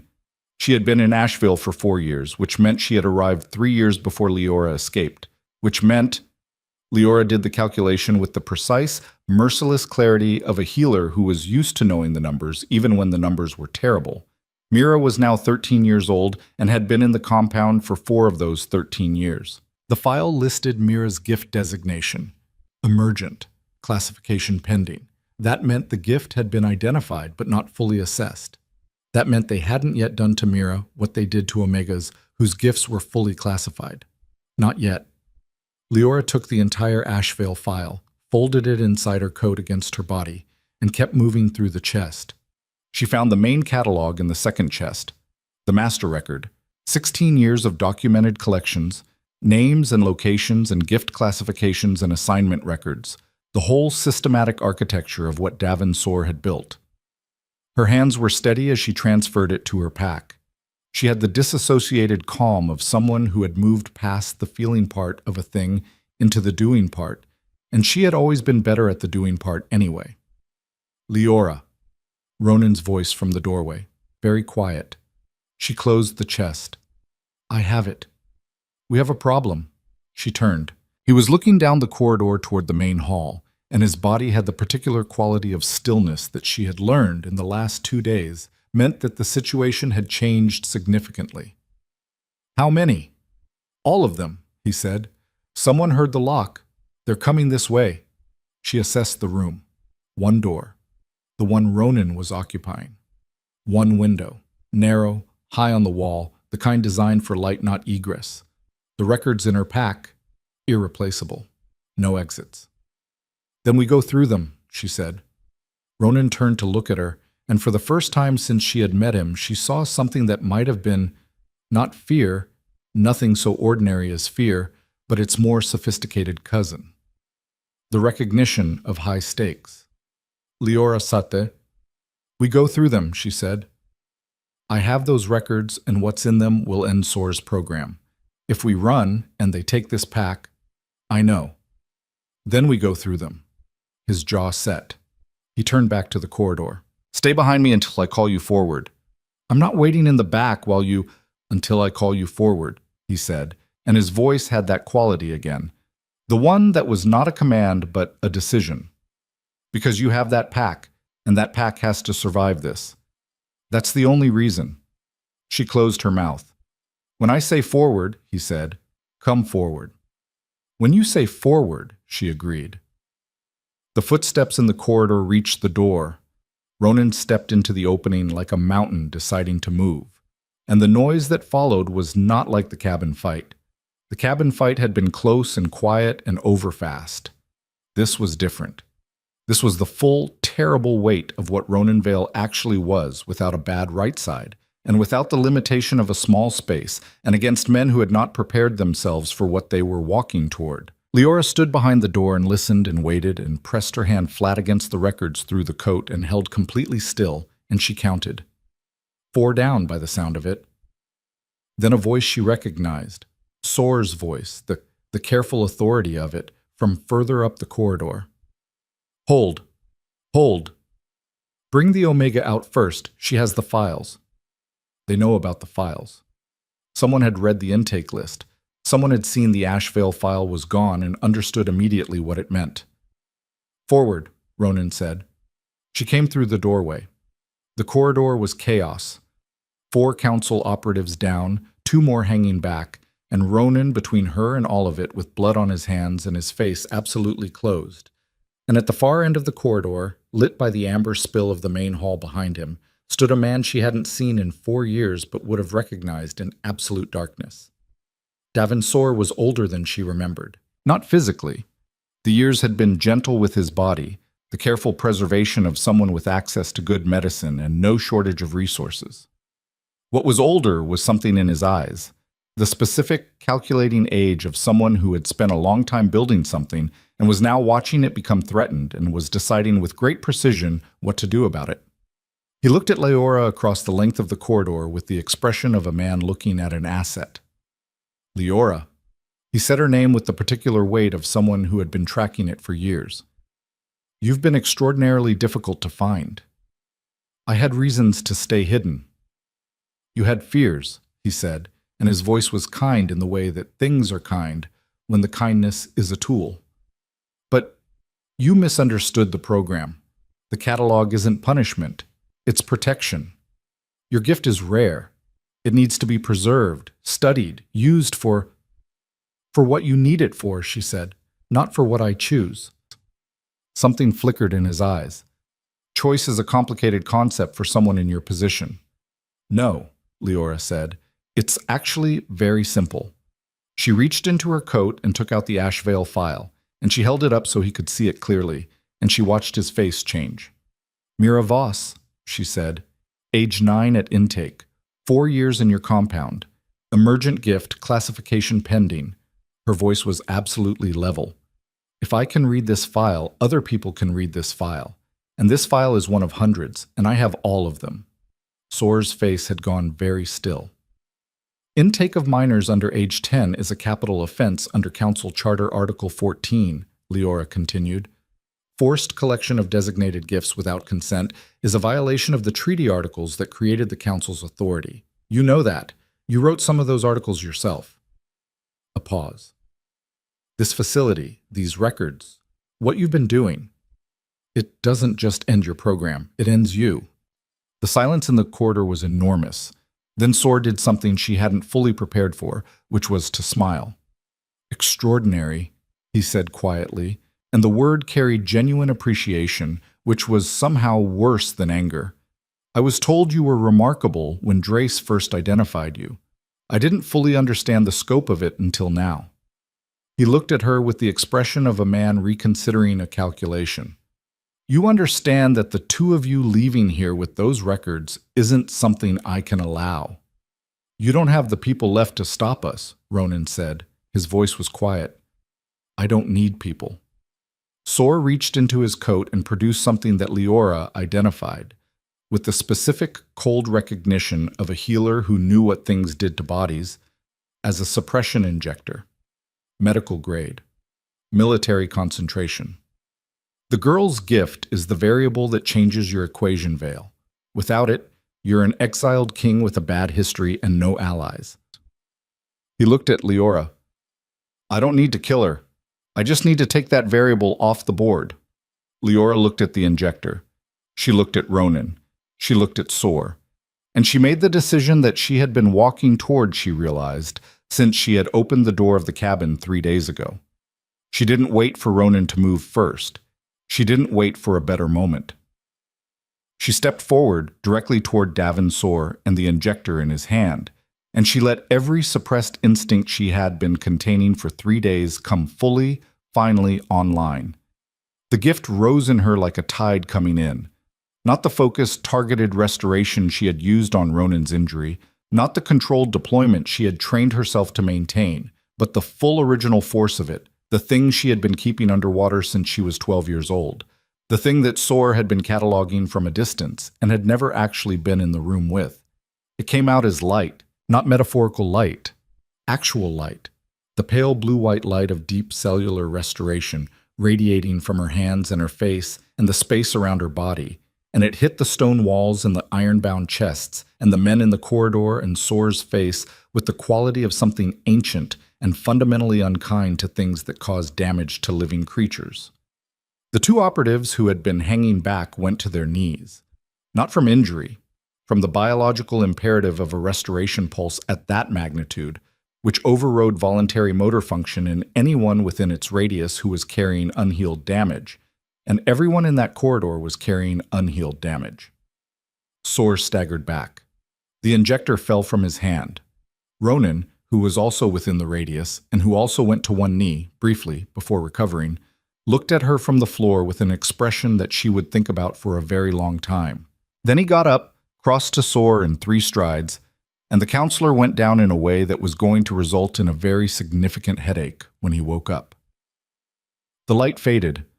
Leora stood in the middle of the corridor of a fortress in a frozen mountain with her hands still glowing faintly at the edges, the pack on her back, the records against her chest.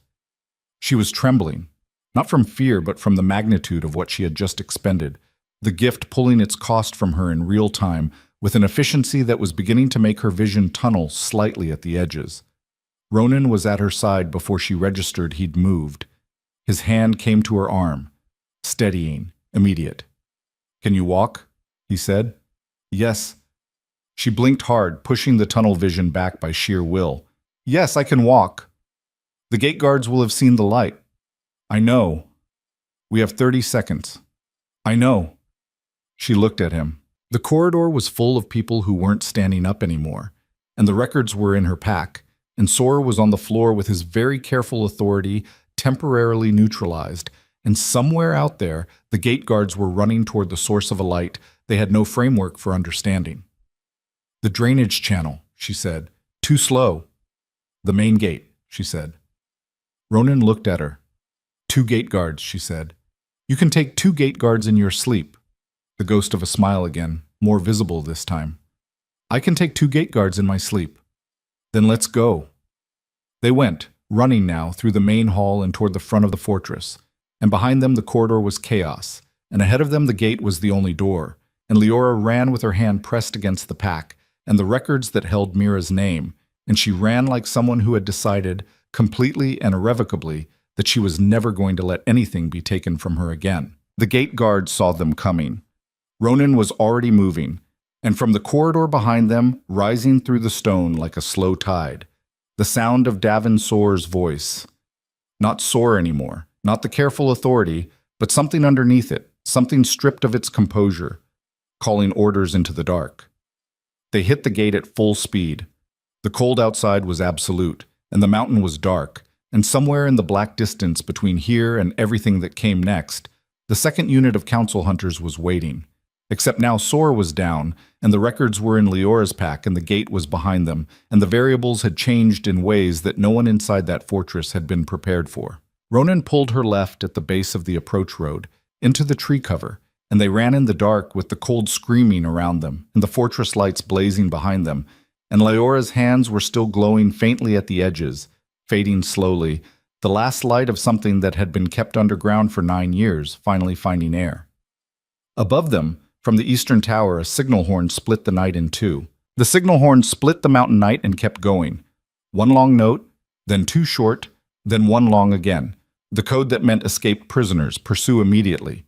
And Leora ran with her lungs burning and her hand still throwing off faint traces of light that she couldn't fully suppress because the gift didn't have an off switch. Not when it had been running at that magnitude. Not when her body was still cycling down from the expenditure. She ran anyway. Ronan was ahead of her and to the left, moving through the tree cover with a speed that she matched through sheer refusal to do otherwise, his dark coat dissolving into the dark trees and reappearing with the rhythm of his stride, a fixed point in the chaos behind them that she kept her eyes on because fixed points were what you needed when everything else was variable.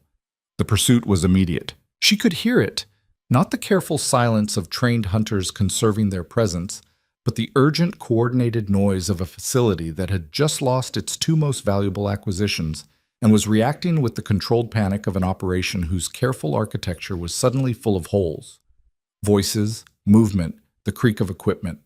She counted at least 6 distinct sound sources. "Northeast," Ronan said over his shoulder, his voice entirely even despite the pace. "There's a gully 300 meters out. Running water breaks the scent trail." Running water in this temperature? Spring-fed. The cold slows it but doesn't freeze it solid until January. A pause. "We're 10 days from January." She processed this and ran. The trees were dense and the snow underfoot was unpacked, slower than the compressed trail they'd been following, her feet breaking through the crust with each stride in a way that required constant micro-adjustment of balance, which was expensive when she was already running low on reserves. She could feel the gift's debt collecting with the methodical patience of a creditor who knew she wasn't going anywhere. Her vision had stabilized, but the edges were soft in a way she was monitoring with the part of her brain that had learned to monitor her own condition the way she monitored patients. Still functional, she told herself.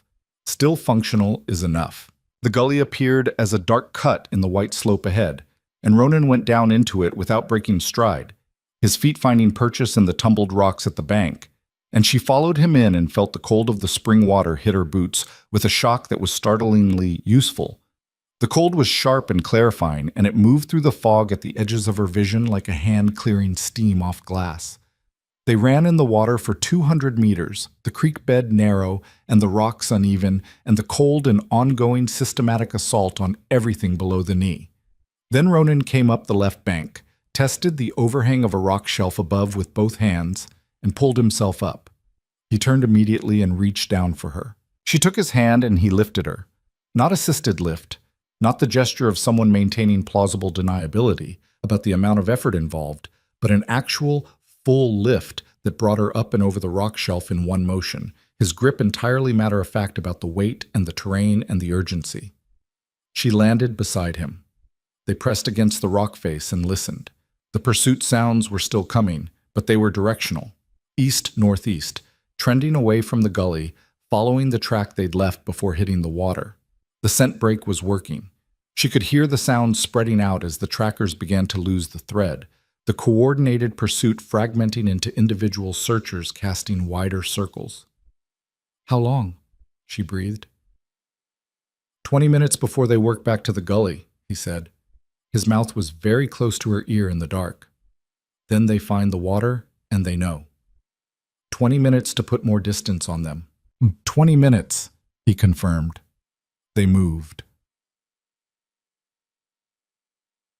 The night was the longest she had experienced since leaving Ashvale, which was itself a significant claim. They put 6 miles between themselves and Valdres in the 4 hours before dawn, moving without rest at a pace that Leora maintained through a combination of training, stubbornness, and the occasional firm application of the healer's knowledge of her own body. The specific knowledge of exactly how close she was to the various thresholds of impairment and exactly how much she could push past the warning signals before the warnings became instructions. It was not comfortable knowledge to have, but it was useful. The pursuit fell back incrementally, not because the hunters gave up. She didn't flatter herself about that, but because the gully and the darkness and Ronan's navigation of terrain that he had spent 2 years memorizing had given them a lead that was compounding with each mile. By the time the gray pre-dawn started pulling the mountain shapes back out of the dark, she estimated they had at least 4 hours on any ground pursuit. 4 hours was not safety. 4 hours was a margin. "We need to stop," Ronan said. "I know," she said. "Your wound." "I know," she said again, not irritably, but with the directness of someone who had been tracking the same information and had arrived at the same conclusion and didn't need it narrated. "Find me something with walls." What he found was a rockfall, a place where a section of the upper slope had given way years ago, creating a jumbled chaos of enormous boulders that had settled into an accidental architecture of small enclosed spaces. He led her through the outer layer of it with the confidence of someone who had mapped this formation before, and in the interior, where the boulders were the size of small houses and had fallen together into a shape that was essentially a roofed cavity, he stopped. It was out of the wind, the ground was clear of snow. The boulder roof was solid enough that no precipitation had reached it, the surface instead a deep, compressed layer of old pine needles, surprisingly soft. Leora sat down. The word "sat" was technically accurate but significantly understated what happened, which was that her legs executed a controlled failure and deposited her onto the pine needles in a way that she directed as much as possible, and then stopped directing entirely. She heard Ronan sit beside her, not across from her, not at the tactical watching the entrance distance, beside her, close enough that his shoulder was against hers, and she felt the warmth of his body heat through both their coats in the cold, enclosed dark of the rockfall cavity. She did not move away. She noted this about herself and then filed it without comment. "Let me look at the wound," he said. "It's manageable." "Leora." She turned and looked at him in the dim light. He looked back, and his face in the gray pre-dawn had the quality of things seen very clearly because all the peripheral distraction was gone. No complexity, no armor, just the direct, careful reality of someone asking her to let him help. She lifted her coat. He worked in silence, methodical and gentle. The same hands she had watched manage a dozen situations that required steadiness. The herb preparation in the cabin, the lockpick in the fortress, the sustained precision of the fight in the corridor. He cleaned the wound, repacked it with supplies from their increasingly depleted medical stores, wrapped it tighter than before. "The infection is controlled," he said. "The re-tearing from the run is surface. It'll hold." "I know." "You don't have to keep saying that." "I say it because it's true." She held his gaze. "I'm not going to fall apart. I need you to trust that." Something moved in his expression. "I do trust that." "Then stop announcing my condition like a status report." A pause. Then, unexpectedly, the actual smile. Not the ghost of one, not the corner of the mouth suggestion of one, but a real smile, brief and genuine and changing his entire face, and she understood suddenly why it was so rare. It made him look like something other than a mountain, and she thought he probably couldn't afford to look like anything other than a mountain most of the time. The smile lasted 3 seconds, and then it was gone, and he was looking at the entrance to the cavity with his default expression of contained watchfulness. But she had seen it. She filed that too. "The records," he said. "We need to talk about what we do with them." I've been thinking about that. She pulled the pack onto her knees and checked the integrity of the sealed bundle inside. Intact, dry, the oilcloth wrapping doing its job. The records alone aren't enough. We need them seen, by the right people, in the right context, in a way that SOAR can't suppress. The Council controls the primary channels. Then we don't use the primary channels. She looked at him. There are independent voices in the wolf communities, packs outside the Council's direct authority, the Halvern territories, the Greywood Federation, the packs north of the Kael Ridge. They've been operating in tension with the Iron Council for years. They'd receive evidence of SOAR's program with very different hands than anyone inside the Council's structure. Getting to any of them from here? I know the geography. I spent 9 years reading every map and document the Wardens left within reach of the Healer's Ward. A pause. The Greywood Federation has a contact point at Mirath, a border way station that operates as a neutral communication hub. It's 5 days south, not 3 days northeast like the Halvern route. 5 days south takes us back toward Valdris. South of Valdris, south of different valley, different approach. She met his eyes. SOAR will expect us to run away. He won't expect us to move toward the places where his program can be dismantled. Ronan was quiet for a moment, looking at her with those dark eyes. You planned this in the fortress. I planned this in the gully when I had 2 minutes to think. She paused. And some of it in the Healer's Ward at Ashvale over the last 9 years, when I was imagining every possible way this could go if I ever got out. Another pause, quieter. I had a lot of time to imagine. The silence that followed that was different from the others, heavier and warmer somehow, which she would have said was a contradiction if she hadn't been sitting in it. 5 days south, Ronan said. With rest, she said, I need 6 hours. 6 hours. I'll wake at the 6-hour mark. I know you will. He settled back against the boulder behind them, and his shoulder stayed against hers. Sleep. She slept. Eat. Day in. She woke at exactly the 6-hour mark, as she had known she would, to a changed quality of light and the smell of food. Ronan had used the small folding iron pot to heat water and rehydrate 2 portions of the dried ration with pine needle tea, and the smell of something warm in the cold air hit her with a force that was disproportionate to what it actually was. She ate. Her body received the food with profound relief and began immediately applying it to the considerable repair list it had been accumulating. The gift, Ronan said, not looking at her, looking at the entrance. What you did in the corridor? Yes. I've never seen anything like that. Neither have I, she said. Not from the outside, anyway. When it's running at that level, I don't see it the same way you do. I feel it. She paused. It's been that strong since I was young. That's why they kept me suppressed. A restoration pulse at that magnitude in an uncontrolled setting could... She thought about how to finish this. It overwhelms voluntary motor function in anyone carrying unhealed damage, which in a population that trains through pain and carries chronic injury is everyone, Ronan said. Yes. You're describing a tactical capability. I'm describing a medical phenomenon that has tactical implications when misused. She looked at him directly. That's precisely why SOAR wanted it cataloged and controlled. Because whoever controls a restoration gift, that strong controls the field conditions of any conflict it enters. She paused. He wasn't wrong about the value. He was wrong about who it belonged to. Ronan looked at her then, and the quality of his gaze had something in it that she was finally developing a vocabulary for. Not admiration, not the kind that reduced her to the thing being admired, but the kind of recognition that passed between equals when one of them says something that lands precisely true. It belongs to you, he said. Yes, she said. It does.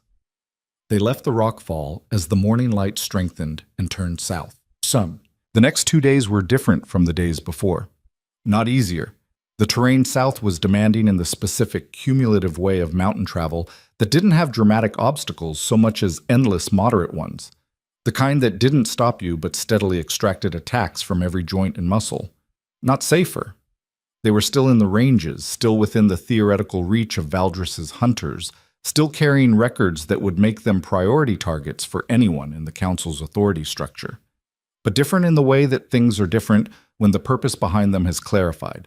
They moved with economy and without wasted motion, and they talked, more than she had expected, more than the tactical necessity of the situation required, the kind of talking that happened when two people who had both spent a long time alone in hostile circumstances discovered that the other person was someone they could think out loud with. She told him about the healer's ward, not the summary version she'd given the first night, the clean, factual sequence of events she'd learned to recite when recitation was required, but the texture of it, the specific details of what 9 years in a place like Ashevale did to the interior architecture of a person.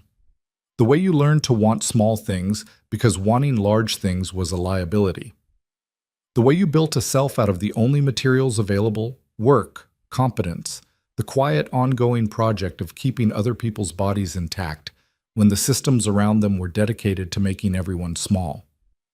He listened without offering commentary or comfort, which was exactly right. She didn't need commentary or comfort. She needed someone to hear it without flinching, without the condescending kindness that minimized the thing by softening it. He heard it without flinching. In return, he told her about the exile. Not the political architecture of it, she'd pieced that together already, but the 7 years. The first months of constant movement, running ahead of hunters he couldn't fight openly because open conflict would have given the council the narrative they wanted, that the exiled king was a dangerous rogue, that the exile was justified, that every wolf who'd been uncertain about the council's action should consider it confirmed. He'd run instead, and the running had cost him something he didn't name directly, but that she understood from the way he said it. The sense of becoming less than what you were by virtue of how long you'd had to make yourself invisible. And then you stopped running, she said. 2 years ago. You built the cabin. I stopped because the running was only survival. The cabin was... He paused, searching for the word with the precision of someone who used language carefully. A declaration. That I was still here. That I hadn't been erased. A declaration to yourself. There was no one else to make it to. She thought about that for a while. Then, there's a difference between survival and life. You built the cabin because you needed the difference. He looked at her sideways with the expression that had started to mean you said something that landed true. Yes. I understand that. She walked for a moment in the rhythm of the terrain. I built it differently. Mine was keeping the gift alive. Not using it, not letting them have it, but keeping it intact. Knowing it was there, under everything they did to suppress it. A pause. That was my cabin. Ronan was quiet for a long time after that. When he spoke, it was with the careful precision of someone saying something that had been thought about properly before being said. What you did in that fortress, he said. You knew what it would cost. You used it anyway. For the records. For the records, he agreed. And before that, in the cabin. For me. She didn't answer that directly. There wasn't an answer that was both true and simple, and she had learned to be careful with truths that weren't simple. You needed it, she said finally, and I made a choice. A choice for me. A choice I made, she said. The distinction matters. He looked at her, and she saw in his face the recognition of what she was actually saying. Not I chose to help you, but I chose, for myself, to use the gift, and the choosing was mine. The autonomy of the act, the gift as something she directed, rather than something that was directed on her behalf. Yes, he said quietly, that distinction matters. They walked. They reached the outer boundary of Mirath on the evening of the 4th day, which was a day ahead of the schedule she'd calculated, partly because the terrain had been kinder than expected, and partly because they had found a rhythm of movement that was more efficient than either of them could have achieved alone. Mirath was not impressive from the outside. A cluster of structures at the intersection of 3 valley routes, low-roofed and practical, built for function rather than display. A way station in the truest sense, a place between places, existing to facilitate passage rather than to hold anyone.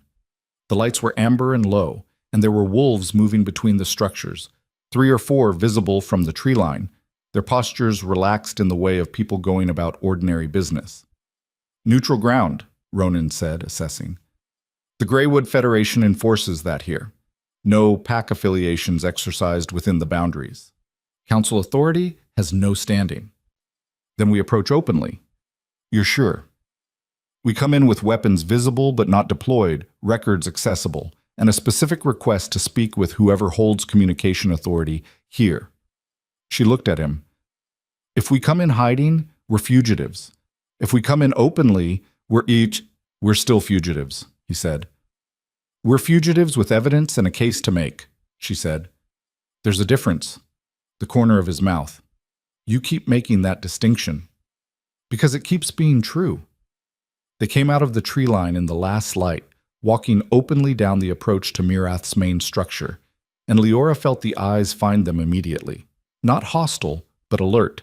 The attention of wolves who maintain neutral ground by being very clear-eyed about what arrived on it. A man came out to meet them at the way station's outer marker. Large, gray-haired, with the bearing of someone who had been managing territorial intersections for long enough to have very few surprises left. He looked at them both with the measuring attention of a person rapidly assessing categories. He stopped when he saw Ronan. Not dramatically. He was not a dramatic man, she assessed. He was a thorough one.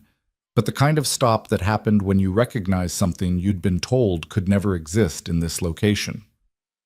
Ronan Vale, the man said. Kael Morrow, Ronan said. You're older. So are you. The gray-haired man looked at him for a long moment with an expression she couldn't entirely read. Then, slowly, something in his face resolved into a decision. You have your father's look when you've been in the field long enough. I noticed that every time. He looked at Leora. And this is? Leora, she said. I was an Omega healer under the Ashvale protocols. I escaped 11 days ago. Ashvale. Kael Morrow said the word with the specific quality of someone who had heard it in whispers and was now hearing it spoken aloud, in the open, by the person who had lived inside it. You're the third escaped Omega to come through Mirath in the last year. The information hit her like the creek water had hit her boots, sharp and clarifying. There have been others? 2 others, yes, neither of them with... He looked at the pack on her back, and she had the sense he was reading something about her from the way she carried it. With what you appear to be carrying. I have the catalog records, she said. The Iron Council's complete Omega collection files, 15 years. The documentation of Valdris Facilities' detention operations. The intake logs for every wolf taken under Davensor's program. She held his gaze. I need to get these to the independent packs. To anyone outside the Council's authority structure who can receive them, verify them, and act on them. Kael Morrow looked at her for a long, still moment. Then he looked at Ronan. The Council put a standing kill order on you 6 years ago, he said to Ronan. Are you aware of that? I assumed, Ronan said, and you walked onto my neutral ground. Your neutral ground is the only place in 100 miles where the kill order doesn't apply. Ronan met the older man's eyes. And I need what's in her pack to reach the right hands. I need your communication network. Another long moment. The amber lights of Mirath burned steadily behind Kael Morrow's shoulder, and the wolves moving between the structures had stopped moving, had oriented, were watching with the silent attention of a community that had learned to read situations from the posture of its leaders. Come inside, Kael Morrow said. Treat. What happened in the next 6 hours was of a different order than anything that had happened in the mountains. The mountains had been about survival. The immediate, physical, terrain and weather, and hunter's reality of staying alive and moving. Mirath was about something that required different skills.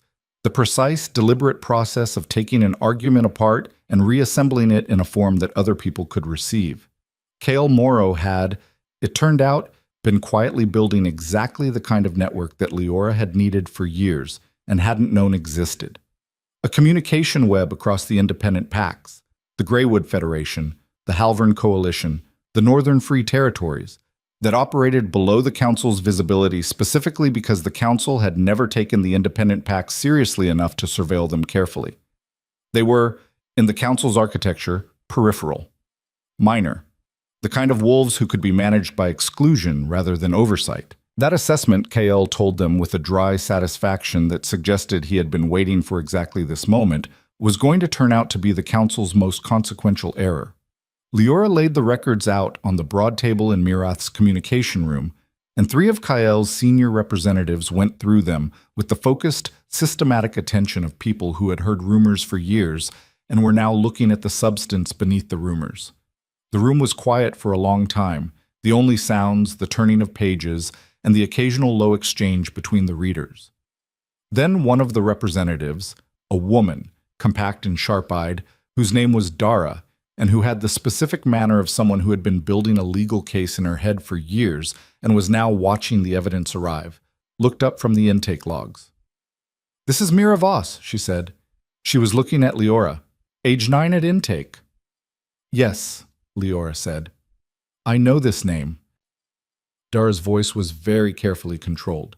Her family reported her missing 4 years ago to every PAC authority that would listen. The council told them she had been voluntarily relocated to a healing program. She set the page down with absolute deliberateness. She was 9 years old. The room was completely silent. "How many more like her?" Kael asked. "In this file alone." Leora had gone through the numbers during the travel. 14 under age 12 at time of intake. 41 total minor age intakes across the complete catalog. She paused. Ashvale alone had 6 minors in the ward during my time there. That's 6 I can personally verify. Dara looked at the pile of files. "And the council has been sitting on these records." "The council created these records," Ronan said from across the table. His voice was quiet. "SOAR built the program with full Iron Council authorization. Every intake was documented and approved at the senior council level, which means the program is not SOAR's rogue operation," Ronan said. "It's council policy, documented and deliberate for 15 years. The implications settled over the room with the weight of a thing that changed the shape of everything around it. Leora watched it land on each of the representatives, watched them each do the calculation of what it meant that the governing body of their realm had been operating a systematic capture and detention program against their own population, documented and deliberate, for 15 years. Kael Morrow leaned back in his chair and looked at Ronan Vale across the table with an expression that was complex and old, and had things moving in it that she didn't have full context for. 7 years ago, Kael said slowly, when you introduced the charter. They exiled me before it could go to formal vote, Ronan said, because if it went to formal vote, the independent PACs had standing to weigh in. And if the independent PACs weighed in, it would have passed, Kael said. The votes were there from our end. We were waiting for the formal process. He was quiet for a moment. They knew that. They knew. Another silence. This one with the specific quality of something being finally understood that should have been understood years ago. The clarity that came too late, that arrived carrying its own specific grief. "What do you need from us?"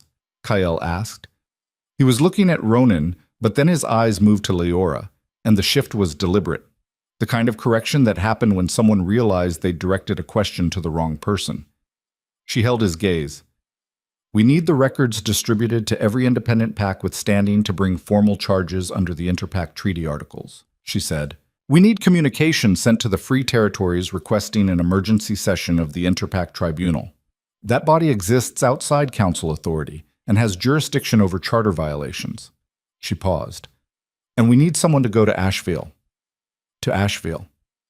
The Omega healers there need to know what's coming. They need to know that when the tribunal session is called, their situation is included, that they're not going to be left inside while the legal process runs on the outside. She looked at Kael steadily. "I made a promise. I intend to keep it." Kael Morrow looked at her for a long moment. Then he looked at Ronan, and the look that passed between the two men had history in it. 7 years of history at minimum. The weight of a decision deferred and a support withheld, and the cost of both. "I should have backed the charter when you introduced it," Kael said. Ronan said nothing. "I was managing my own political position with the council. I told myself the time wasn't right." The older man's voice was flat with self-assessment. "The time was exactly right, and I stepped back." "Yes, Ronan said. Not accusatory, just accurate. I won't step back now. No, Ronan said. You won't. Kyle nodded once, slowly, and turned to his representatives. Send the copies tonight. Every pack with tribunal standing, priority communication. Get runners to the Halvern Coalition and the Northern Territories. He looked at Dara. Can you draft the formal tribunal request? I've had the draft in my head for 3 years, Dara said. I can have it written in an hour. Then write it. He turned back to Leora. Ashvale. I'll go myself, she said. No. Ronan's voice from across the table. She turned to look at him. He met her eyes directly, and there was no dominance in it, no alpha imperative, just a specific, solid concern that she recognized as the kind that came from knowing a person rather than from category. Ashvale is the most dangerous place you can be right now, he said. Warden Drace knows your scent, knows your capabilities, knows you escaped. The moment you approach that compound, I know the compound, she said.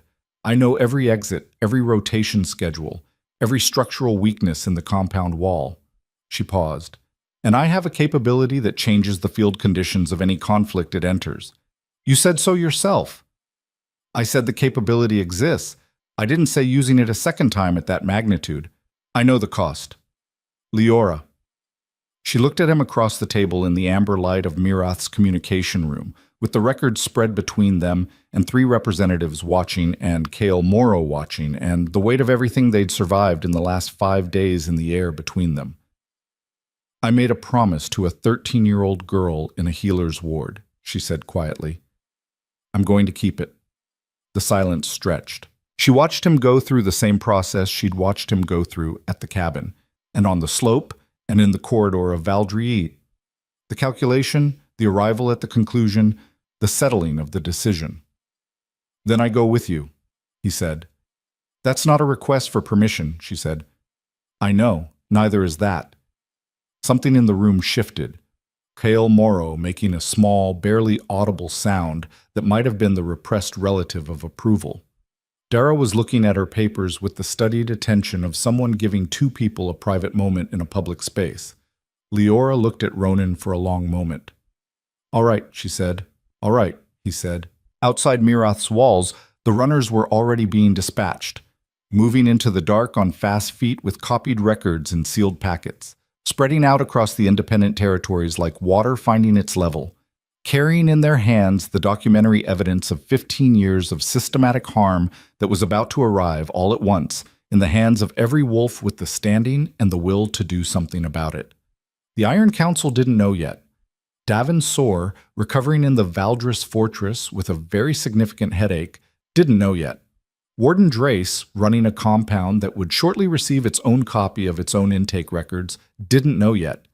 But Kael Morrow's network was moving, and the Interpack Tribunal request was being drafted, and in the communication room of a small way station at the intersection of 3 valleys, the shape of things had already irrevocably changed. Leora sat with her hands on the table and looked at the closed file that held Mira's name, and she was tired in every way a person could be tired, and she was not done yet, and she was going anyway.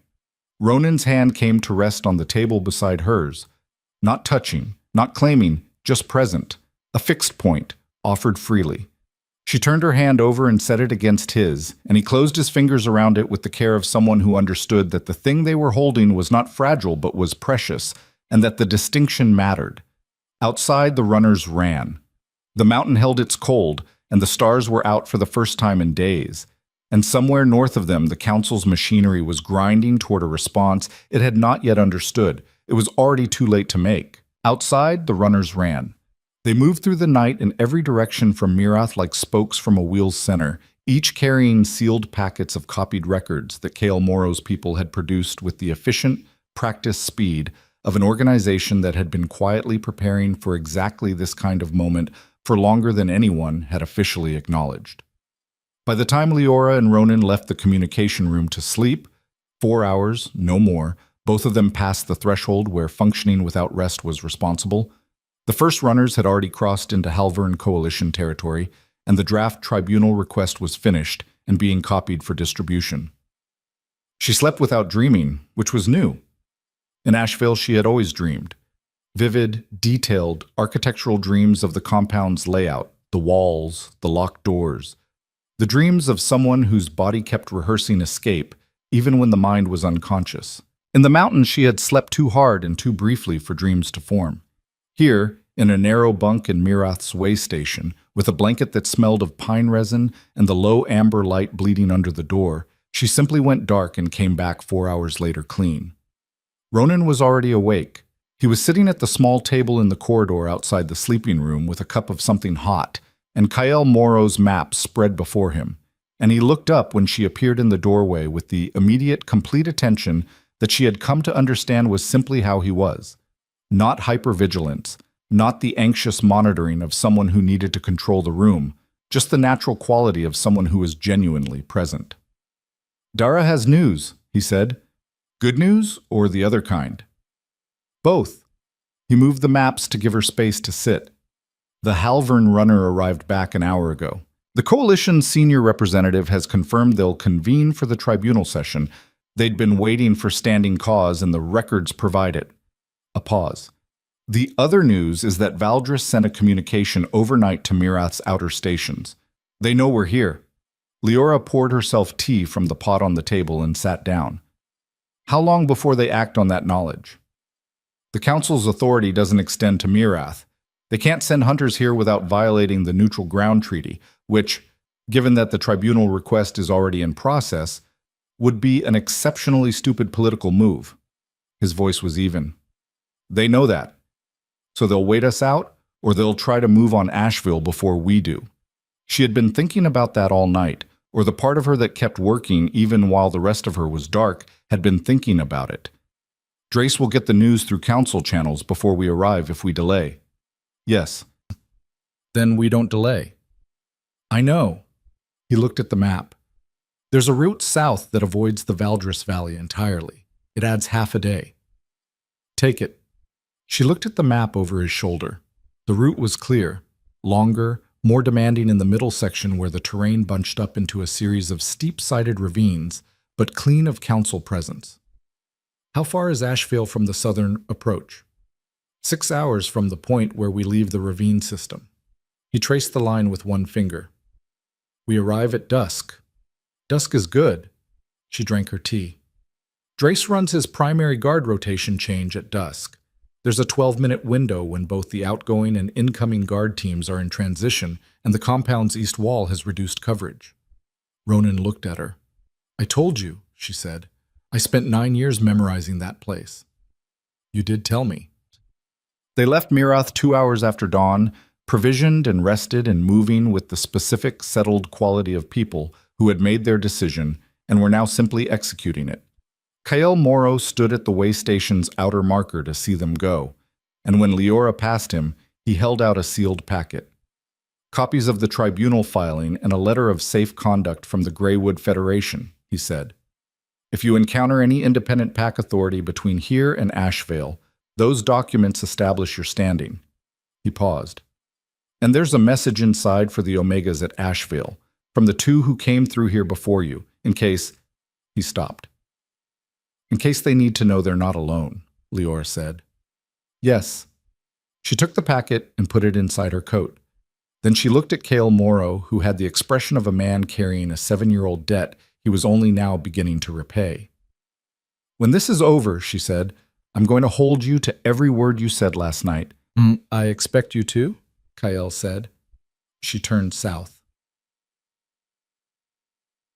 The ravine system was everything the map had suggested.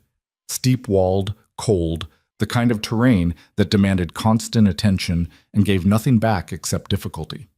They moved through it in the rhythm they had developed over 5 days, the rhythm that had its own efficiency now, each of them knowing how the other moved without having to watch every step. The half-day addition felt longer than that in the ravines, the limited sky overhead giving the light a compressed quality, the cold channeled and intensified by the walls. But they came out the south end in the mid-afternoon with the route to Asheville open before them and the timeline holding, and Leora felt something shift in her chest that she recognized as the particular feeling of a thing you have been building toward for a very long time coming finally into view. They didn't speak much in the last 6 hours. There wasn't much that needed to be said. The plan was clear, and the terrain required attention, and they were both carrying their own version of what was coming. But at one point, descending a long slope through old-growth pine, Ronan spoke. "After this," he said. She looked at him sideways. "After this what?" "After Asheville. After the tribunal." He was quiet for a moment, looking ahead. "I've been exiled for 7 years. The exile was the council's act, and the council's authority is about to be significantly diminished." He paused. "There are pacts that will want the throne re-legitimized.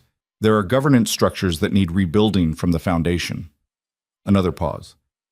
"I'm telling you that I know what's coming, that it's going to be complex and political and the opposite of this mountain." "I know," she said. "I want you to know that whatever is coming, the throne, the council restructuring, all of it, none of it changes anything I've said to you, or not said." He glanced at her briefly. "You're not a circumstance of my exile. You're not a complication of my return. You are—" He stopped, and she watched him search for the word with the same precision she'd seen before. The man who used language carefully and wouldn't deploy it carelessly even now. "You're the reason the return is worth making." Leora walked for several paces, holding that. Then, "That's a very large thing to say on a mountainside." "I'm aware." "You're going to have to say it again somewhere warmer." Something moved in his face that was not the ghost of a smile, and was not the 3-second genuine smile, but something else, quieter and deeper, and more durable than both. "I'll say it as many times as it needs saying."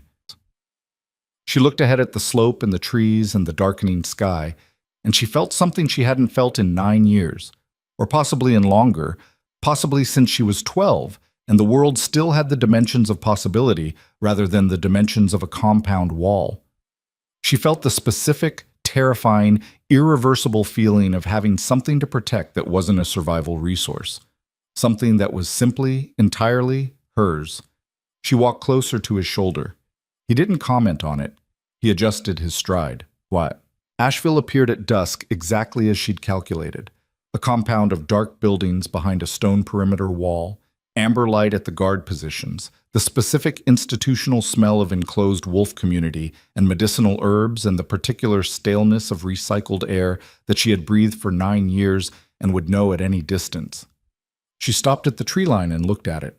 Ronan stood beside her, reading the layout from the ground the same way she was, with the quiet, methodical assessment of someone who was building an operational picture in real time. "East wall?" she said. "There. The section between the 2 guard posts. The guard rotation happens in the next—" She looked at the angle of the light. 8 minutes. "I see it." He scanned the perimeter. The main gate is west-facing. Drace's quarters are in the north building, the one with the larger windows. Yes. She had looked at those windows for 9 years. "He'll know we're coming. He'll have had council communication. He'll have had council communication telling him we escaped Valdris," Ronan said. "He won't know we came here. We moved faster than his information." She assessed that. It was probably accurate. Probably. The probably was the part she would have to manage. "Mira's in the south building," she said. "Third room from the east end, ground level. I know because I requested it for her when she arrived. The ground level south rooms get the most afternoon light, and the worst of the healing work is done by light." She paused. "If I can reach the south building before Drace is alerted, I can bring her out. And the others, there are 5 Omegas in that building currently, if nothing's changed in 11 days. A lot can change in 11 days. Yes, but Drace doesn't move the healers unless he has a specific reason. They're too useful in place, and he doesn't like operational disruption." She looked at the wall. "He'll have a reason now. If he knows I escaped with records, he'll understand the exposure. He might have already—" She stopped the thought. "We move now." The rotation window opened in the guard posts, and they moved. She went over the east wall with Ronan's lift and the 4 years of muscle memory of having mapped every handhold in that wall during her twice-daily herb garden rotations, and she was over and down in the interior shadow in under 15 seconds. Ronan came over behind her, silent and enormous, and somehow managing the wall's dimensions without making it look effortful, and they pressed against the inner face and listened. The transition was still in progress. She could hear the outgoing guards moving away and the incoming guards not yet settled into their posts. The 12-minute window was real. It had always been real. She had counted it 100 times from the wrong side of the wall. She led. That was instinctive and not symbolic. She knew this ground and he didn't, and the knowledge was the decisive variable. She moved through the interior paths with the specific sureness of someone who had walked them in darkness, in distress, in all conditions, and knew every irregularity in the stone underfoot and every shadow deep enough to stand in. The south building door was unlocked. It was always unlocked. The Omega healers were not considered flight risks in the way that the higher security detainees were, because the suppression protocols in the compound psychology had been designed to make the idea of flight feel impossible. She had escaped by convincing herself that impossible was a story told by the people who benefited from it. She pushed the door open. The south building corridor was lit by low wall-mounted lamps, amber and quiet. She knew which rooms were occupied and in what order. She went to the third door from the east end and opened it without knocking, because knocking would have made sound. Mira was sitting on the edge of her bunk with a book in her lap, and she looked up at the sound of the door, and for one frozen moment Leora saw what the 4 years had done to the child she'd known. Still small, still dark-eyed, but the eyes now held something that had been added by time and circumstance, a weight that shouldn't have been there in a 13-year-old face. Then Mira recognized her. The book hit the floor. "You came back," Mira said. She was using her hands the way they communicated, the way Leora had taught her. Her voice was barely a whisper. "I told you I would." Leora crossed the room and crouched in front of her. "Can you move? Right now, can you move?" Mira looked at her face, reading it the way she had learned to read faces, the way all of them had learned, because faces were the only information that was always available. Then she nodded. "Get your coat," Leora said. "Get anything you can't leave. You have 2 minutes." Mira moved. Leora went to the next room, and the next, and Ronan was at the corridor entrance maintaining the watch. And 4 minutes after she had come through the south building door, she had 5 Omegas. Mira and 4 others, ranging from 16 to 32, all of them with the specific quality of people who had been suppressed and contained for so long that the concept of moving freely had to be relearned in real time, assembled in the corridor. One of them, a woman named Sable, whose healing gift ran to bone knitting and who had been in Ashvale for 6 years, looked at Ronan in the doorway with the automatic alarm of a trained suppressed Omega encountering an unknown Alpha in a confined space. Leora put her hand on Sable's arm. "He's with me. He's safe. I promise you." Sable looked at her. 9 years of Leora's word being the most reliable thing in the compound. "All right," she said. "All right," Leora said. "We go." They were 3 minutes from the east wall when the alarm sounded. It was not the signal horn she had heard from Valdris. This was Ashvale's internal alarm, a series of struck iron bars that sent a tone through the compound with the quality of something that had been built to be heard in the healer's ward in the dead of night and get everyone out of bed. She had heard it twice in 9 years, both times for compound security drills, and the sound of it now was both entirely familiar and entirely different. "Run," Ronan said, and it was the only instruction needed. They ran, Leora leading, the 5 Omegas behind her, Ronan at the rear in the position that covered the group from behind, and the compound erupted around them. Lights, voices, the sound of boots on stone from the direction of the main building. She ran the path she knew and didn't look back and counted her steps to the east wall because the east wall was the only door. Warden Drace came around the corner of the herb storage shed with 3 guards, and he stopped dead when he saw them. She had thought about this moment. In the hours of running and the hours of planning and the 9 years before that, she had thought about this moment and what it would look like and what she would do. She had imagined it as something that required action or words or a confrontation with a specific shape. What she had not imagined was that it would feel like nothing. Drace was a large man, large in the way that men were large when the systems around them had decided that their largeness was power and had spent years confirming that belief. He had a pale face and small eyes, and he was looking at her now with an expression that cycled rapidly through several things: recognition, calculation, fury, and underneath all of it, The part she had not anticipated, the part that was new, something that looked unmistakably like fear. Leora. His voice had the authority of a man who had always been obeyed in this space. Warden Drace. She had stopped moving. The 5 Omegas were behind her, and Ronan was behind them, and the east wall was 40 feet to her right. "You have no standing here," Drace said. "You escaped custody. I have a letter of safe conduct from the Greywood Federation," she said. "I have a copy of the Interpact Tribunal filing, and I have the complete intake records of this compound documenting 15 years of illegal detentions, including 14 intakes of children under age 10. She met his eyes. "Including Mira Voss, whom you brought in at age 9. The 3 guards behind Drace were looking at each other. She noted this. The specific quality of men who had been receiving information through channels and were now doing a rapid recalculation of what they were standing inside. "Those records were obtained illegally," Drace said. His voice had changed very slightly, not enough for a stranger to detect. She was not a stranger. "They were obtained from a facility that doesn't officially exist, operated under protocols that violate the Interpact Treaty articles that govern the Council's authority," she said. "The Tribunal has standing to determine legality, not you. The Tribunal has already received the filing." She held his gaze. "The Halvern Coalition confirmed last night. The Greywood Federation confirmed this morning. The Northern Territories are in process." She paused. "It's done, Warden. The only question now is what you choose to do in the next 10 seconds. Drace looked at her. He looked at Ronan behind the group. And she saw the moment he recognized Ronan, the specific shift of a man recognizing the exact scope of what he was facing. Then he looked at his 3 guards. The guards were not moving to advance. One of them, the youngest, a wolf she recognized from compound rotations, a boy who had always been careful about which warden he was within earshot of, took a step back. "Stand down," the boy said to the other 2. His voice was quiet and entirely resolved. "This is over." Drace turned on him. "You are—" "I've been in this compound for 3 years," the young guard said. "I've known what happens in the healer's ward. I've known about the intake protocols." His voice didn't waver. "I never said anything because I didn't think there was anything to say it to." He looked at Leora. "There is now." The other 2 guards stepped back.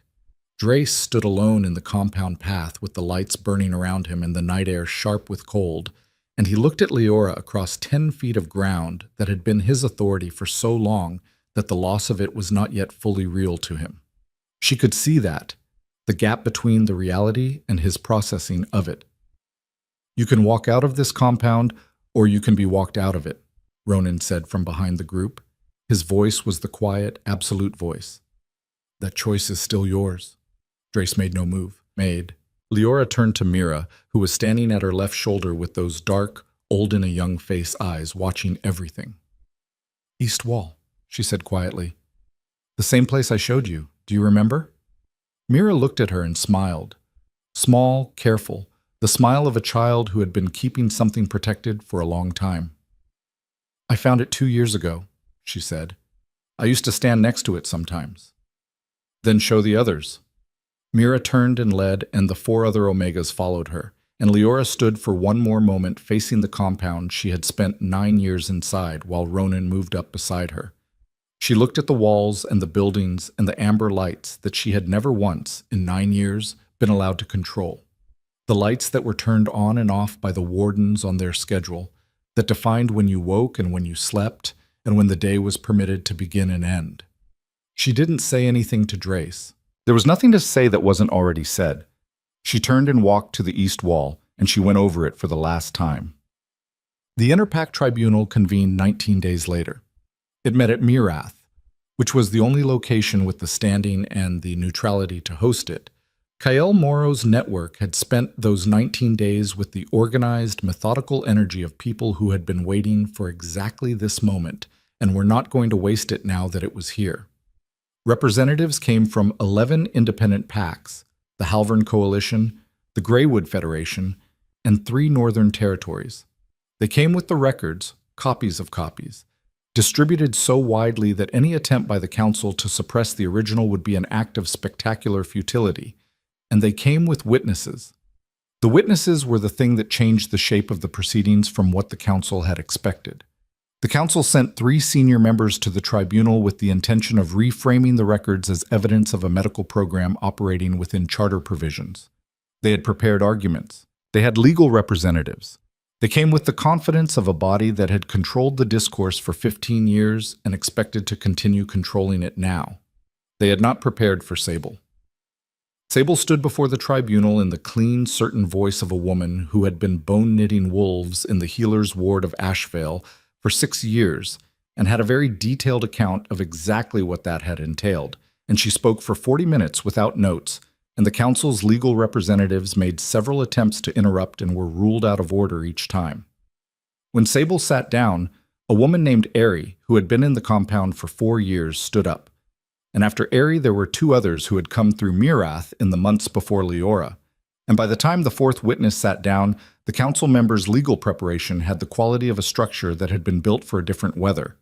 Leora testified last. She had never spoken before a body like this. 11 representatives, the tribunal chair, the observers from 24 packs filling the large room to its edges, every eye in the space directed at her. She had spent 9 years cultivating invisibility, and the opposite of invisibility was this: a room full of people looking directly at her, waiting. She stood at the tribunal table and she spoke for an hour and 20 minutes, and she did not perform for them. She did not modulate her voice for effect or shape the narrative for impact. She simply told them what had happened, in the order it had happened, with the precision and clarity of a healer presenting a case, because that was what it was. A case. The case of a population that had been told systematically and deliberately that their gifts and their designations and their choices belonged to anyone but themselves, and what that had cost, and what it needed to cost the people who had built the system. When she finished, the room was quiet for a long time. Then the tribunal chair, an old she-wolf from the Northern Territories named Ash, who had the quality of someone who had lived long enough to be entirely done with dishonesty, looked at the council representatives and said, "Do you wish to respond?" The senior council representative, a man named Vorel, who had been part of the Iron Council for 12 years, and had the careful, composed face of someone who had spent 12 years managing difficult situations, looked at Leora across the tribunal table. Something in his face, over the course of her testimony, had changed. Not remorse. She was not going to grant him remorse, not yet, not after 19 days, but something that was at least the precursor to it. The expression of someone who had been presented with the full accounting of their choices and had been forced to remain in the room while all of it was read aloud. "No," Vorel said. His voice was very quiet. "We do not." The tribunal chair nodded. "Then we'll proceed to deliberation." The deliberation took 3 days. Leora spent those 3 days at Mirath in a state she didn't immediately have a name for, not rest, because she was doing things, attending to the people who had come out of Ashvale and the people who had arrived from other compounds, whose existence she hadn't known about until the tribunal process had begun shaking things loose. She was doing what she was trained to do, assessing, treating, using the gift in its careful, targeted form, keeping the people around her in functioning order. On the second day, Mira sat beside her while she was preparing a standard wound treatment for one of the Northern Territory observers who had traveled through difficult conditions to get there, and watched her hands with the specific attention of someone who was learning rather than simply watching. "Can you show me that?" Mira said. She was using her hands still, the habit of the compound deep in her muscle memory. "The mixing." Leora looked at her. Leora looked at the wound preparation. The whole thing, the assessment, the preparation, the application. Mira paused. "I've been watching healers for 4 years. I want to know how to do it properly." "Your gift isn't restoration," Leora said. "The file says emergent unclassified." "I know, but healing is more than gifts." Mira met her eyes, those old eyes, level and direct. "You taught me that when I was small." Leora set down the preparation and turned to face her fully. "Tell me what you've observed so far," she said. And Mira began to explain in careful detail everything she had noticed, the technique, the reasoning, the judgment calls, with the articulation of someone who had been paying very close attention for a very long time and needed only the permission to speak it out loud. Leora taught her for 2 hours. It was the best 2 hours of the 19 days. On the third morning, Ronan found her before the tribunal session reconvened, in the narrow corridor outside the deliberation room where she had been standing because standing was the only option. The waiting was not the kind that could be sat through. It required the kinetic option of being on her feet. He came and stood beside her, and for a while they didn't speak, and that was fine. Then, "Whatever they decide," he said, "the records exist. The witnesses testified. That doesn't go back." "I know. I mean," he paused, searching again for precision. "Whatever the tribunal's formal ruling, the compound has been exposed. The program has been named. The people who built it are facing a proceeding that has been attended by representatives from 23 PACs. He looked at her. "SOAR will never operate that program again. Ashvale's current detainees are in Mirath's temporary facilities and are not going back to a compound. Drace is under tribunal review." He paused. "The thing you went to do is done." She looked at him. "You sound like you're preparing me for a bad verdict." "I'm preparing for all verdicts." He met her eyes. "Because you worked for 11 days across the worst terrain in the northern ranges and walked back into the place you escaped from and testified for an hour and 20 minutes in front of 23 PACs. I want you to know that none of that is conditional on what 3 tribunal judges decide this morning." She looked at him for a long moment, feeling the full weight of what he'd said and what he hadn't, and what he'd given back to her over the course of the last 19 days. Not safety, not comfort, not the kind of protection that required her to be less than she was. Just this: the absolute unqualified recognition of what she had done and who she was doing it as. She kissed him. In the narrow corridor outside the deliberation room, with the sounds of the tribunal's reconvening coming through the door, she stepped forward and kissed him with the specific intention of someone who had spent 9 years keeping all their choices very small and had decided completely and irrevocably that they were done with small. He kissed her back with the careful, unhurried attention he brought to everything, and she thought distantly that this was exactly what she should have expected from him. When she pulled back, his eyes were very dark and very present, and he was looking at her the way he had looked at her in the corridor of the fortress, in the rockfall, on the mountainside, like something that had changed the dimensions of what he understood to be possible. "The verdict," she said, because the sounds from inside had changed. "Yes," he said. His voice was different, the good kind of different. They went in. The tribunal's verdict was complete. The Iron Council's collection protocols were ruled a systematic violation of the Interpact Treaty articles, governing personal autonomy and the designation of forced labor. The Valdris facility was ordered sealed pending a full accounting of its detainee records. Davin Soar and Warden Drace were suspended from all authority positions pending individual tribunal proceedings. The Omega Catalog program was dissolved in its entirety, and in a provision that the tribunal chair read with the particular slowness of someone who understood its weight, the exiled status of Ronan Vale, former Alpha King, was formally declared void.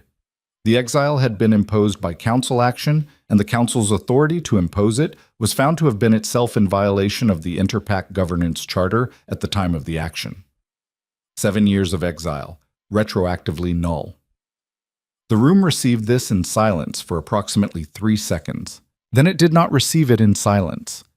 Leora sat at the witness table and listened to the room come apart around her with the noise of 23 PACs simultaneously processing a verdict that had just reshaped their political reality, and she felt, underneath the noise and the magnitude of it, a very specific, very quiet thing. Not triumph. Not the dramatic sense of vindication she'd imagined on the worst nights in Ashvale when she'd let herself imagine winning. Just the clean, structural feeling of a thing falling into its right place. The feeling of a wall coming down that had been in the wrong position for a very long time. She looked at Ronan. He was sitting at the table beside her, and his face was doing nothing it could be accused of, which was the face he wore when the thing he was feeling was too large for the expression that was publicly appropriate. She knew this about him now. She had 9 years of reading faces in difficult circumstances, and she knew exactly what that particular stillness meant. She put her hand over his on the table, the way he had done for her at Mirath's communication table the night this had begun to turn. He turned his hand over and closed his fingers around hers, and neither of them looked away from the front of the room, and neither of them needed to. In the weeks that followed, the mountain range above Mirath acquired the quality of a place where something had happened that was still being felt. The independent packs moved fast, faster than anyone who had underestimated them for 15 years had been prepared for. The tribunal's verdict gave them standing, and the standing gave them authority, and the authority gave them the ability to do the things they had been preparing to do for a long time, waiting for exactly this kind of cause. Governance structures were reviewed. Charter provisions were reopened. The detained Omegas at Mirath's temporary facilities were offered choices, genuine choices, with genuine support for whatever they chose. For the first time in the time they'd been held, Mira chose to stay at Mirath and continue her healer training. She informed Leora of this decision with the composure of a 13-year-old who had decided on a course of action and was not consulting for approval, but for acknowledgement. Leora acknowledged it without revision. "You'll need formal instruction," Leora said, "not just watching." "I know. Dara found someone, a healer from the Greywood territory who teaches." Mira paused. She also said that when the council restructuring is complete, you're going to need healers trained outside the old protocols. That's true.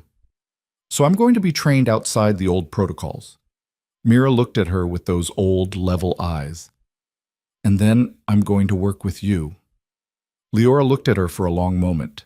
The girl who had watched her leave with silent eyes in a dark hallway and had kept herself intact for the 4 years between, and had led 4 strangers to the east wall of their compound in the dark. "All right," Leora said. Mira nodded, once, with the decisiveness of someone who had grown up in circumstances that didn't permit uncertainty and had made it a strength rather than a loss. The rebuilding of this governance structure took longer than the verdict itself. That was the nature of it. The verdict was a moment, a line, a door. The rebuilding was the work that happened on the other side of the door, and it was the harder work, the work without dramatic resolution, the work that required the sustained application of intelligence and patience and the willingness to sit in rooms for very long hours, making decisions that were mostly not about principles, but about specifics. The specific mundane details of how principles became practices, became reality. Ronan did that work. She watched him do it. In the meetings at Mirath, in the communications with PAC representatives, in the long evenings reviewing the governance documents that KL Morrow's network had been compiling for years. He brought to it the same quality he brought to everything, unhurried, precise, the kind of leadership that didn't perform but simply functioned, that created clarity around itself the way a good fire created warmth, not because it was trying to, but because that was its nature. She watched him do it, and she did her own work beside it, which was different in shape but equal in substance. The Omega healers who had come out of Ashvale and the other compounds needed more than legal freedom. They needed the slower, more complicated work of rebuilding the internal architecture that years of captivity had altered. She did that work with the same focused competence she'd always had, but differently now, without the need to be invisible, without the suppression, without keeping the gift controlled below the threshold of detection. She used the gift openly for the first time in her adult life, and the difference was not just in the work, it was in the feeling of the work. The gift running at its natural level, uncontained, directed by her own assessment and her own judgment. Expensive, still. The cost was always real, but clean, in the way that things were clean when they were doing what they were built to do. One evening, 3 weeks into the rebuilding work, she was sitting on the rock shelf outside Mirath's east wall at the end of a long day, watching the last light leave the frozen peaks to the north, when Ronan came and sat beside her. They sat in the specific comfortable silence of people who no longer needed to use silence to survive, but had retained its quality because some things were simply better held quietly. "The council representatives requested a formal meeting tomorrow," he said. "Vorel wants to discuss the transition framework." "I know, Dara told me." "I want you in the meeting." She looked at him. "Why?" "Because the new framework needs to address the healer designation specifically, and you're the person with both the authority and the knowledge to drive that section." He met her eyes. "And because I won't be making decisions about a population you know better than I do without you in the room." "That's not how it worked before." With the old council. I'm aware. His voice was quiet. That's why I said it. She held his gaze, then she turned back to the peaks, which were going from gold to the deep blue-white of high altitude in winter, the colors of ice given back by a sky that had decided to be extraordinary for exactly this moment. There's a provision in the old charter, she said. Article 23. It was never activated because the conditions for it were never met.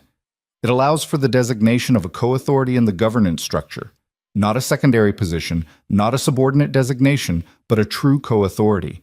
Equal standing, equal governance weight. She felt him go still beside her. It was written into the original charter by the founders, she continued, before the council stripped the framework down to its current form. It requires both parties to be present before the full assembly of independent pacts and to declare the co-authority bond. She paused. Dara found it 3 days ago. She told me this morning. A long silence. The peaks were deepening to indigo. A co-authority bond, Ronan said very carefully. Not a mating declaration before a tribunal, she said. Not a political mating arranged by a council. A declaration made by choice before an assembly because both parties choose it. She looked at him. The distinction matters. His eyes were doing the thing she had no category for. Still, even now, the thing that was too large and too specific for a single word. Yes, he said. That distinction matters more than anything. I know. She held his gaze. So, do you want to tell me what you told me on the mountainside again? Somewhere warmer. Ronan Vale, former exiled king, current pain in the council's archive, man who smiled only when it was real. Smiled. Not the 3-second smile, not the ghost of one.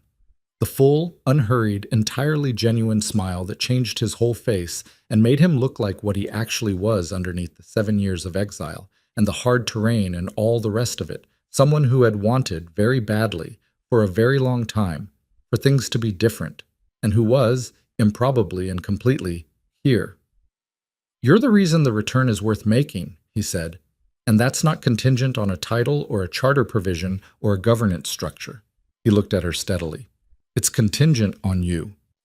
She breathed in the cold air of the mountain evening and the frozen peaks and the clean smell of pine and snow, and she felt the 9 years of compound walls and the 11 days of mountains and the 19 days of testimony and waiting and work. And she felt Mira's old eyes in a young face and Sable's voice in the tribunal room, and Cale Morrow's careful acknowledgement of a debt paid and a debt still being paid, and the runners going out into the dark from Mirath with records in their hands, and all of it, arrived at this. A rock shelf at the edge of a way station in the mountain ranges, in the last light of an extraordinary day, with a man who had sat in a chair for 3 hours while she slept in his furs because she needed the rest, and he understood that. All right, she said. All right, he said. Below them, Mirath was warm and lit and full of the sound of 23 packs rebuilding something from the foundations up, the slow, specific, unromantic work of making a different world out of the materials of the existing one. It was not finished. It would not be finished for a long time. The wrong things that had been built over 15 years would take at least that long to properly unmake, and the building of new things in their place was not guaranteed and was not simple, and would require the sustained, unglamorous attention of people who were willing to stay in the room. Leora was willing to stay in the room. She looked at the peaks one more time, indigo deepening to the absolute dark blue of high-altitude night, the first stars appearing at the very top of the sky, the frozen summits catching the last of the light and holding it like they intended to keep it. And she felt, in the space below her ribs where 9 years of captivity had kept everything very small and very still, the specific and extraordinary sensation of everything beginning, finally, to move. She stood. She held out her hand to Ronan, and he took it, and they turned away from the peaks and walked back toward the lights.